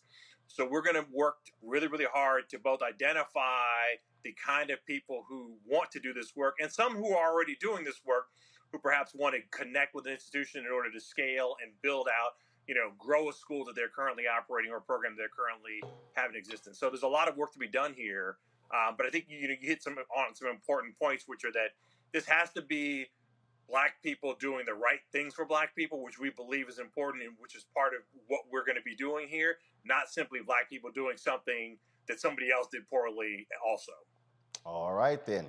All right, well, good luck with it. We look forward to getting more information about it. And again, we want what's the best for our students and want to see them succeed, and that's really what it's all about. Appreciate it. Thanks a lot. All right, thanks a bunch. All right, y'all. Coming up next, Marketplace. Folks, so check this out. So y'all see these shoes I'm wearing? It's a Black-owned company, the shoes that I'm rocking right now. And so just give me camera one. So what y'all will see is, so we're going to talk about the owners next, but I'm going to tell y'all how they got on when Joe Torre and I, let's just say we had a few words for each other. Because, he a Lil Mega. He is Lil. So we had a few words for each other at the Eric Dickerson golf tournament that was in California a few months ago. You're watching Roland Martin Unfiltered on the Black Star Network.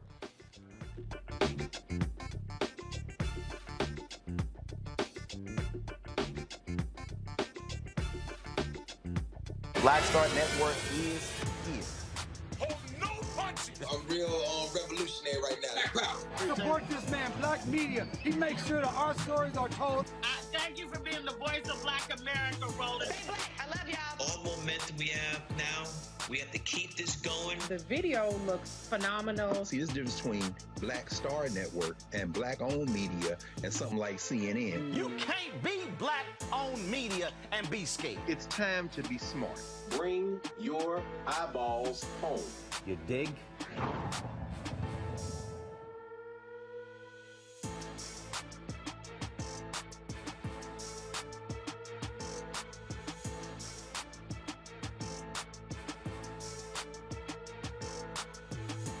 Pull up a chair, take your seat. The Black Tape with me, Dr. Greg Carr, here on the Black Star Network. Every week, we'll take a deeper dive into the world we're living in. Join the conversation only on the Black Star Network. Now, did you ever want to do a soap opera? I did it before, Another World. I did it years ago. With Joe Morgan Freeman, called Another World. It's the funk now, but that's how I started in TV. My first job. My very first TV job. Joe Morton and Morgan Freeman were on a soap opera? Together. Yes, wow. I know. Oh, I loved it. I played a prostitute. I was real raw. My name was Lily Mason. I was a hoe on Tuesday and I owned the town 2 weeks later. That's how they do you. Right, that's how soap opera. You evolve, yeah. Right. So now I'm on this, but I'm rich right from Jump Street. So I'm loving it.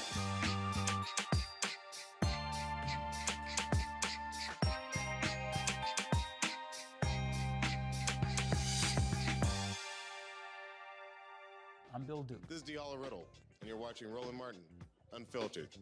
Stay woke.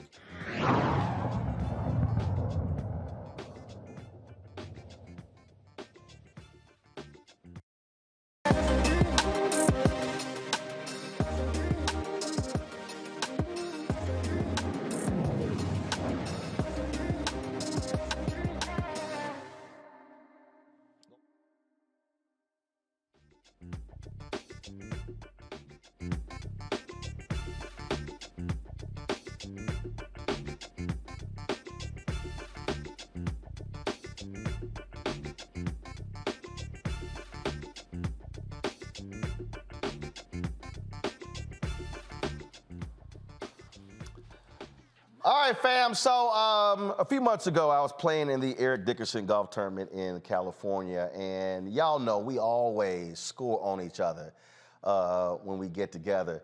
And so especially that's the case of me and Joe Torre. So before the tournament, we were on the putting green with Alonzo Mourning. And as we always do, we talk a little trash back and forth.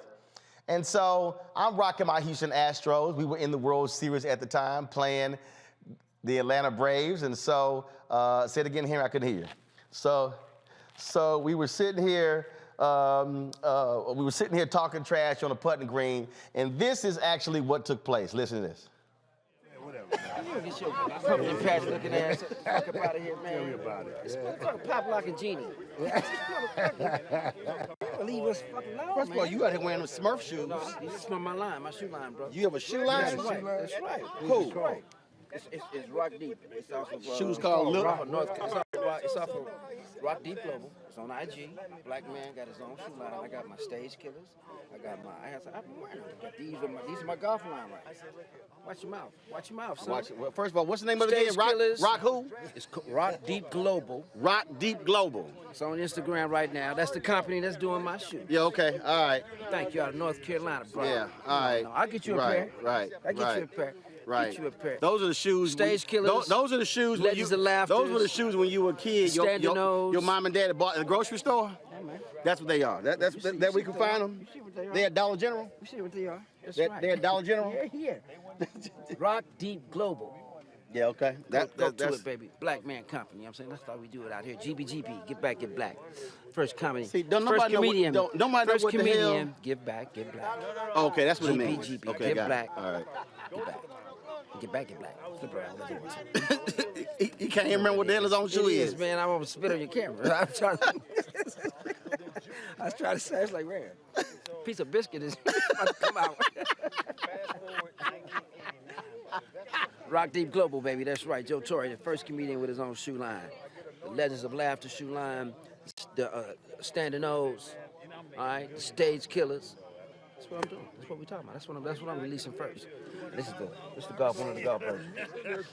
You done? Man, we ain't got enough space on the card. You done? We got 128 in it. You done? I know. Roo! You know that little youth group he's in. It's all about the alpha.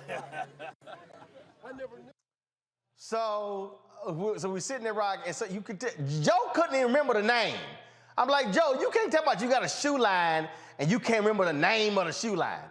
So I posted a video, and the folks at Rock Deep hopped on my page, and they were like, come on, Ro, we had hit you back about our shoe line. We never heard back from you. Until they checked their DMs and realized that I did hit them back. Then they were like, oh, damn, my bad, you did hit us back. So we're gonna go ahead and send you a pair. And I was like, well, first of all, if you're gonna send me anything, it's gonna be black and gold. And so that's what, I know, Mario, you can't wear these. So I know your two little brothers there, Joe Torre and Alonzo Mourning, they were there in the video there. But you know, these here don't look good at all in any other color but black and gold. But Mustafa, you understand that. You can wear these, Mustafa. You can wear these, DeMario King. Joining us right now is Rocky Paris, the CEO and founder of Rock Deep from Oxon Hill, Maryland. Glad to have you here. So y'all finally got Joe straight on knowing the name of the company because he was struggling at the top of the video. I think y'all had a couple drinks rolling. No, hold up. I ain't never drank. I've never drank in my life. That must be that Omega. That Omega, he probably had a Bloody Mary that early.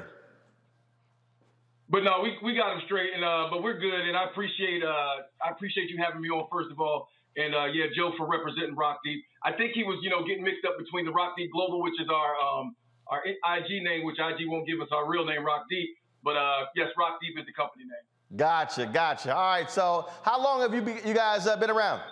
This is our 10th year in business, and not my 10 years of business, but 10 years of Rock Deep. I've been doing business for a long time. I'm a businessman by trade, hustling. From where I've grown up to where I am now. But this is our 10-year anniversary, actually. So the type of shoes that you guys do, only athletic shoes or other shoes? So we are venturing, and we're trying to grow year by year. We started off with hiking, and now we're doing athletic and lifestyle shoes. So we actually probably got a couple wingtips in the wings for you coming up. Yeah, well, I will do that. So walk folks through, because so many of us, so many people are used to wearing Nike, wearing Adidas, and it's hard to get people out of that. And I'm quite sure y'all have had to deal with folks who are, man, I don't know if your stuff real, what, they gonna fall apart, kind of stuff along those lines. And I remember it was years ago, ABC, I think it was ABC 2020, they did, it was, I think John Stossel, and they did a story on Stephon Marbury. And they were talking about his shoe, Starbury, and I think he was selling them for $15, $20. And they went to a university professor, and I wish I could find it. It was a brother, and they actually did. If y'all can find it on YouTube, let me know. Just look up Stephon Marbury, John Stossel, ABC 2020, Starbury, and they did a deconstruction of the shoe, and so they literally tore the shoes apart, and they compared the Nike to the Starbury shoe, and the guy went through the padding, the sole, of the ankle protection, and he basically concluded it was the same shoe. He said, so $15 compared to $150. He said, you really spend $135 on that box. Correct. Well, for the name, but I disagree, because it wasn't really apples to apples, because you can't really put a Jordan Air, even though 30 years ago they're still using that technology as if it's brand new today. They're still selling you a $15 technology for about $300. But back then, he really wasn't doing EVA to EVA and upper material to upper material. He wasn't using a signature Jordan. He was doing an old team Jordan. So I'm actually familiar. I'm 49 years old myself, so I go back a little bit ways myself. But to your earlier point of how do we get people to believe in us, brand loyalty, and just being out there hustling. We didn't get here overnight. We started off with a Kickstarter with one shoe, and now we're up to 300 styles. But, people see us right now, like me being on Roland Martin's show and saying, man, you done made it. Yeah, you're overnight success. And I'm like, man, it only took me 49 years to get here. So, and I was listening to you last night as well. It's all about not caring what people think about you, and doing what you're going to do regardless of what, staying within your vision and being true to yourself. It wasn't easy. And if everybody thinks they could do it, I invite you to do it. But for us, unfortunately, we had to wait until people of our hue came and joined the party. But I'm glad they're here now. But it took pilgrims. Supporting us to keep us here 10 years. But right now, I would say we are neck and neck with our people supporting us just as much as everybody else. Absolutely. First of all, y'all YouTube people, look, I don't know how we ain't hit 1,000 likes. Y'all slow, so let's get it going. It's only at 645. I ain't gonna ask again now. This don't make no sense. I gotta keep telling y'all to hit that like button. Now, here's the point I wanna make. Now, I almost brought him in, but I wasn't gonna give him a free shot, because Nike don't advertise with us. So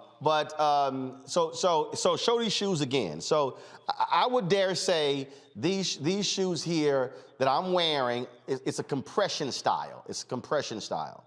Now, I have a pair of black and gold Kevin Hart Nikes that look very similar, that are compression style. And I can tell you those are horrible on my feet because they're too damn compression. I mean, I'm talking about they damn near strangle my feet, they don't breathe. And it's hard to actually, I'm just being honest. I mean, and it's hard, I don't wear them a lot because it's hard to get my feet in the shoes, how they're constructed. These were a lot easier matter of fact, do this here. Go to the Alex. Go to or Eric. Go to the room, tech room. Bring me out that folding chair, please. It was a lot easier for me to put these shoes on, and they feel even more comfortable and breathe in terms of how I'm wearing them than those black and gold Kevin Hart Nikes that I have. So let me explain to you why. So they have the opportunity of people like yourselves and mine who've been brand loyal to, brands like Nike. I've been there. But I don't have that luxury. when you go to one of our stores we're open or onto our website, I don't know what you're going to pick. I have to hit every single time on comfortability, and shoe looks are subjective. What you like may be not what I like, and what I like may not be what anyone likes, but I have to create outside of myself. So, but when I put these shoes on you, I have to build the shoe from inside out. If it is not comfortable, you are not giving me a second chance. If it's good, you're going to give us a second chance, but we literally have to make the best first impression when you put that shoe on for the first time. All right, so here's the perfect example. So when I put this, I'll go ahead and take a seat. I'll show y'all folks, just so you understand. So when I got dressed, boom, I sat here, and these shoes here, this pair, no laces. They're no laces. So in terms of Bennett, it slid right on. I'm gonna tell you right now, I gotta struggle with those damn Nikes. And so again, just walking people through, just in terms of just how they feel. And so when you talked about hitting, so I take it you got some that what? Laces, some not laces. Why this particular style here? Just curious. So I sent you something because you're a little closer to my age than I am with my kids, and I wanted to get something for you that was comfortable. And as we get older, we want to do less tying of laces and all that jazz. So I just sent you something that was a slide on, and I knew it would be comfortable, so I know you like it. Plus, as of some of my cousins, you are alpha, so I wanted to send you the black and gold just to represent, because I knew you'd probably, since you don't wear sneakers much, I knew you'd wear those. Alexa off. Sorry about that. Well, yeah, like I wear them. All right, we got questions from the panelists. Yes, an alpha is gonna go first, DeMario. Mustafa, go ahead. Rocky, congratulations. I was on the website 3 times a day. Rock deep, whether it's your apparel or the shoes, it's just fire. So congratulations on that. I'm interested in, what inspires you to bring out all these, just really, really hot different types of products that you have? So originally, great question, by the way. So originally, I did it because, I grew up poor. My parents weren't buying me not even $100, but not even $200-300 shoes. So I wasn't going to be a hypocrite and sell back to my community shoes that I couldn't afford as a child myself growing up. As I got older, I was able to buy what I wanted and things of that nature, but I wanted to be able to create something that was affordable. I actually started out selling everything that I did for sub 99, but fake inflation, prices rising, and things of that nature have gone, we've had to go plus 100, but we've got a little something for everybody. So we don't have just one type of shoe. We've got something literally for everybody that walks through our doors or comes to our website. Teresa. Well, congratulations. As a fellow entrepreneur myself, I know what it takes to get to this point. I am actually on the website right now. Roland, I'm glad you actually did that example. My dad is also up there in age, and so I am literally going online trying to find him sneakers, because literally we were just at the store the other day and he was talking about I'm over shoelaces and I need something that's comfortable. So hold on, let's be clear. I ain't got a problem tying no damn laces. So that shit ain't got nothing to do with me being 53. I'm just simply saying, out of the compression shoes, these slide on easier. I'm like, so you might want to change. What the hell you talking about? Up in age like your daddy, and I can't. You lost your damn mind. Hell, I got all kind of shoes, but girl, you better go and ask your damn question before I cuss you out, Teresa. Go on.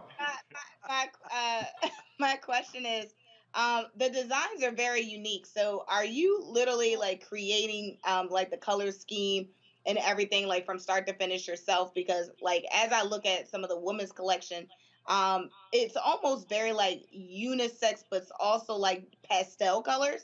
And African American people, we look great in pastels. So that's just kind of one thing that I was noticing outside of the really good pricing. So if you maybe want to expound on that, that would be great. Sure. So if you look and you'll notice a lot of the names, other than you'll see the Dahomey, which is for the Dahomey Amazons, and you'll see Kush, or just many names that are from are just from Africa, and I have some from Italy and things of that nature. But all my shoes tell a story. So those colors come from someplace. I don't just go and stick colors on the shoe. Well, sometimes I do, but I'm literally designing 10 shoes at a time, because if you just work on one shoe, you can kind of get burnt out. So for me, I'm researching, I'm reading, I'm looking up things, and I always tell my kids, I have 7 kids, and I always tell them, be inspired by everything. So literally, I always have a notebook with me all the time, and people know this, you know me, just know I'm always taking notes. I wake up in the middle of the night with an idea and just write it down. But I do have a chief designer, Jameson, who is phenomenal. Basically, if I think it, he can bring it to life. And we have a small team, but I love my team, Rudy, my wife, and Renee, who helps us with the shipping. But we do what we do just from love and from inspiration. So for the colors come from us. We are the colors. I mean, I know a lot of people love jazzy and colorful, bright things, but it all goes into the story of what we're telling for each shoe.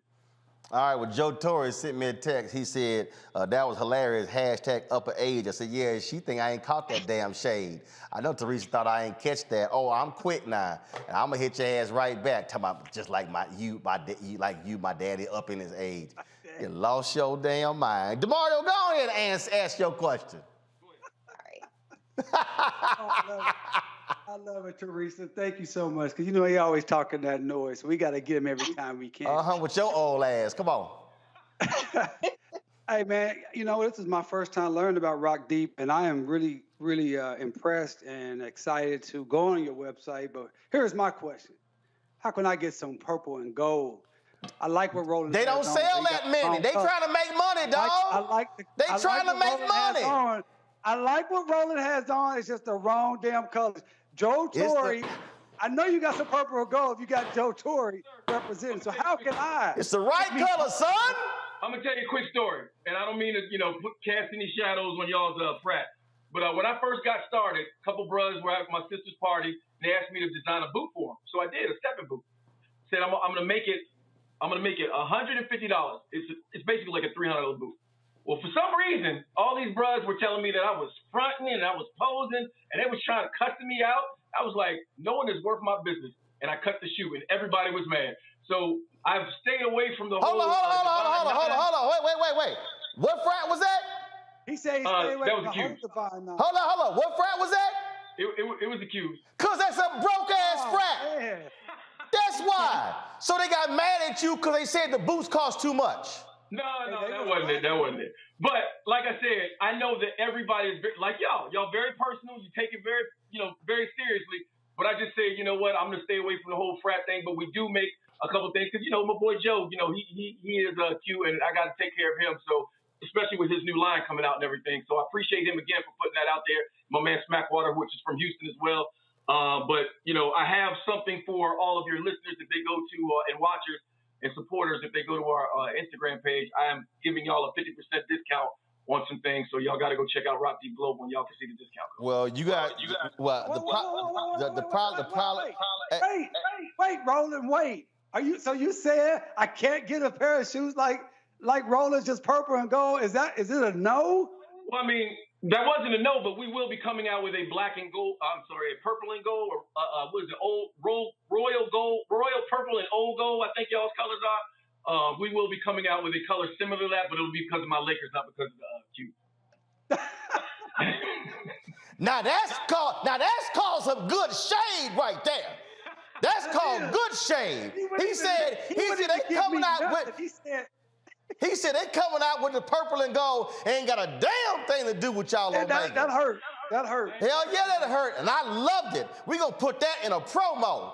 He said, and look, and just so you know, when you said they colors of purple and old gold, they could not be original because they took the old gold from Alphas because we had it first. So damn it, we know what's up. So that's what's up. You're gonna have to probably send me because here's the problem that I have. The problem that I have is my dad wear the same size as I do. My dad got a habit of wearing my shit and like it leaving the house. And when I say leaving the house, I'm talking about ending up in his closet. I got a whole closet out at my brother's house. I go to my brother's house in Houston, I'm like, I know I left some shoes here, I left some shirts here, and I'm looking all over, and then he's like, oh, what you looking for, son? And I'm like, I'm looking for this shirt and these shoes and pants. Oh, yeah, they in Dallas. How the hell they get to Dallas? I didn't bring. So he already texted me. Sitting here eyeing the shoes. See, so now I'm gonna put these shoes on the lock and key next time he come visit me, cause I already know he planning his outfits right now, cause he's 75 next month, April 25th. Lord, see how it is? Rough for a brother. Rough for a brother. All right, folks have been asking on YouTube, they've been saying, what's the website? Go ahead. Rockdeep.com. You can see it right here. ROC. Oh, yeah, there you go, right there. If you can't spell, it's on my hat, all that good stuff. And like I said, for all your watchers, supporters, and listeners, you can download our app on either the Play. You have a great experience. If you're on a desktop, go to the website.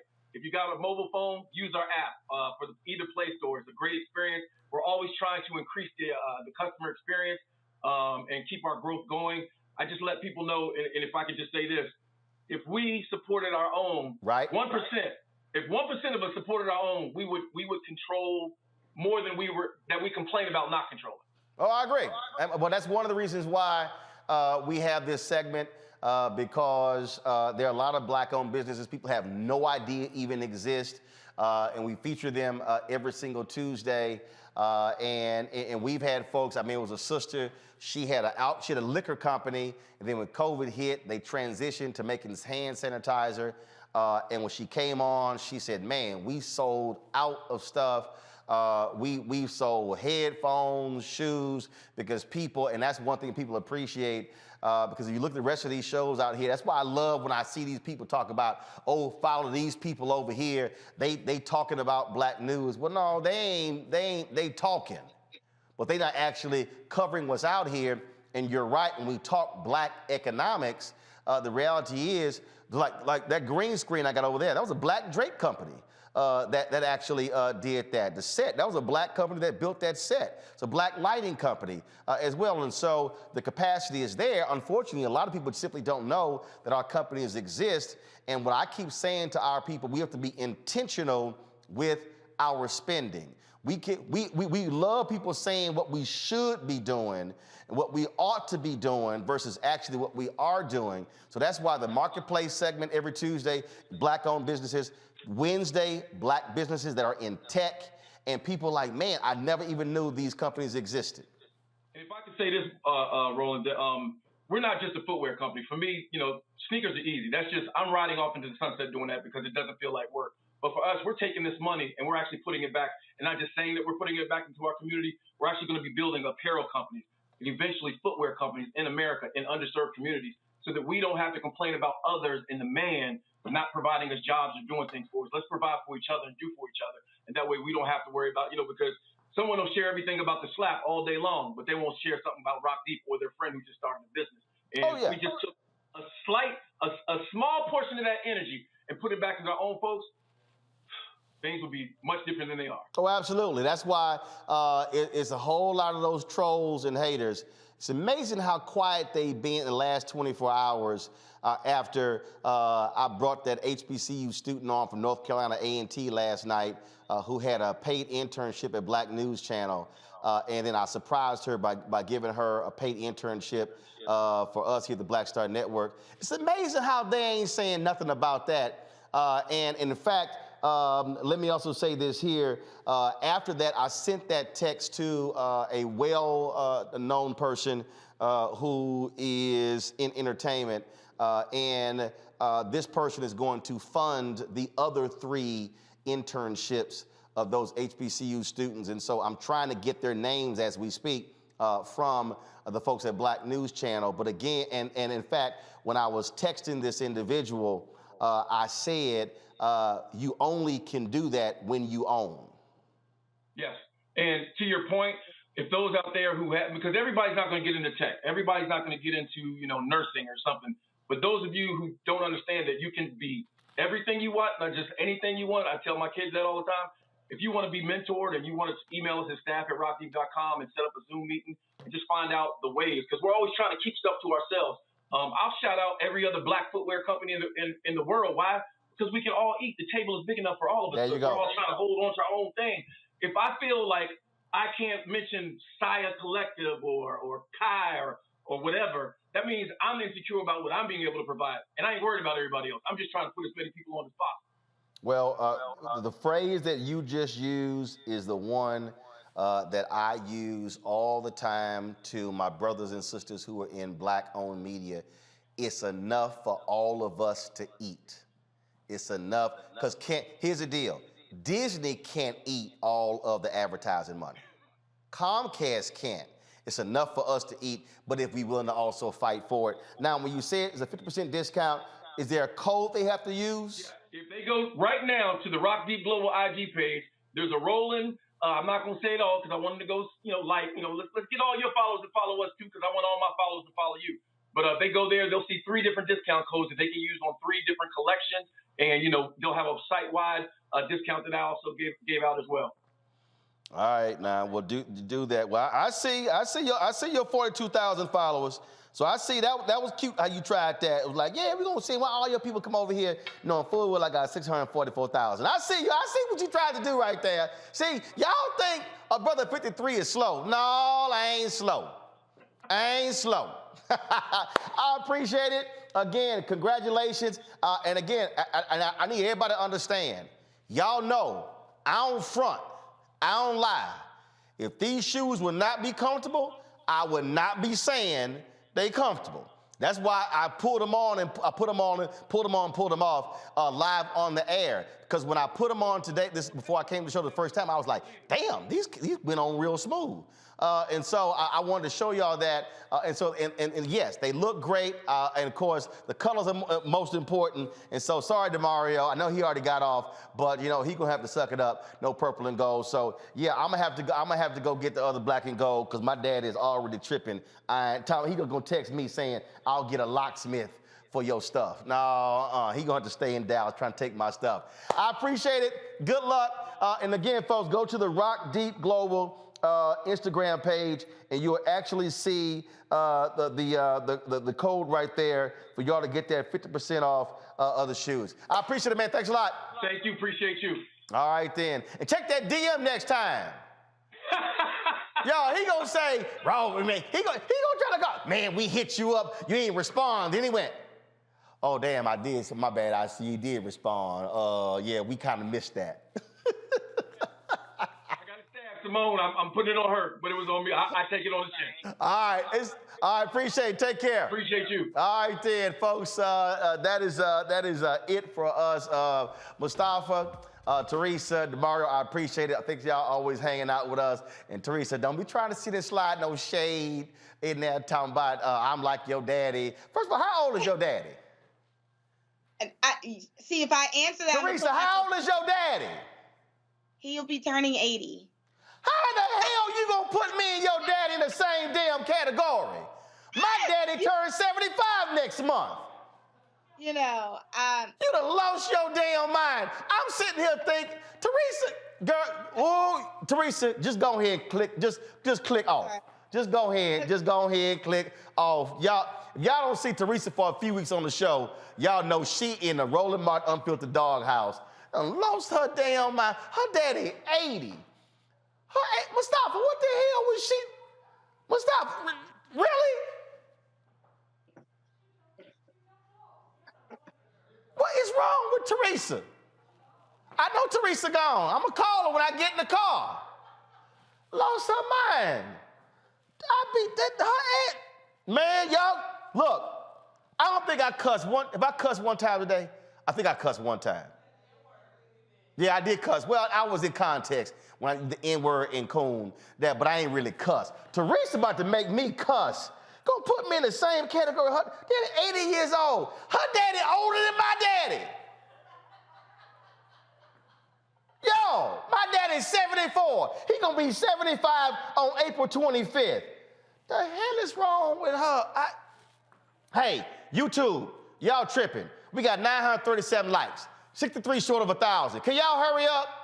Okay, I'm about to sit and tell people how to give. Y'all better hit 1,000 likes before we log off, okay? It's been 2,000 of y'all on here. Why y'all got a brother begging for some damn likes, okay? Listen, if y'all want to support us, Mustafa, thanks a bunch. Download the Black Star Network app, y'all. Apple phone, Android phone, Apple TV, Android TV, Roku, Amazon Fire, Xbox One, Samsung Smart TV. Y'all, I was on the phone today. We are preparing, and this is why giving is important. We are preparing our 24-hour streaming channel. I'm working on it as we speak. I hope to have it launched no later than the third quarter of this year. And so y'all, if y'all want to support us, join our Bring the Funk fan club. Every dollar that you give goes to support this show, what we're building, what we're doing.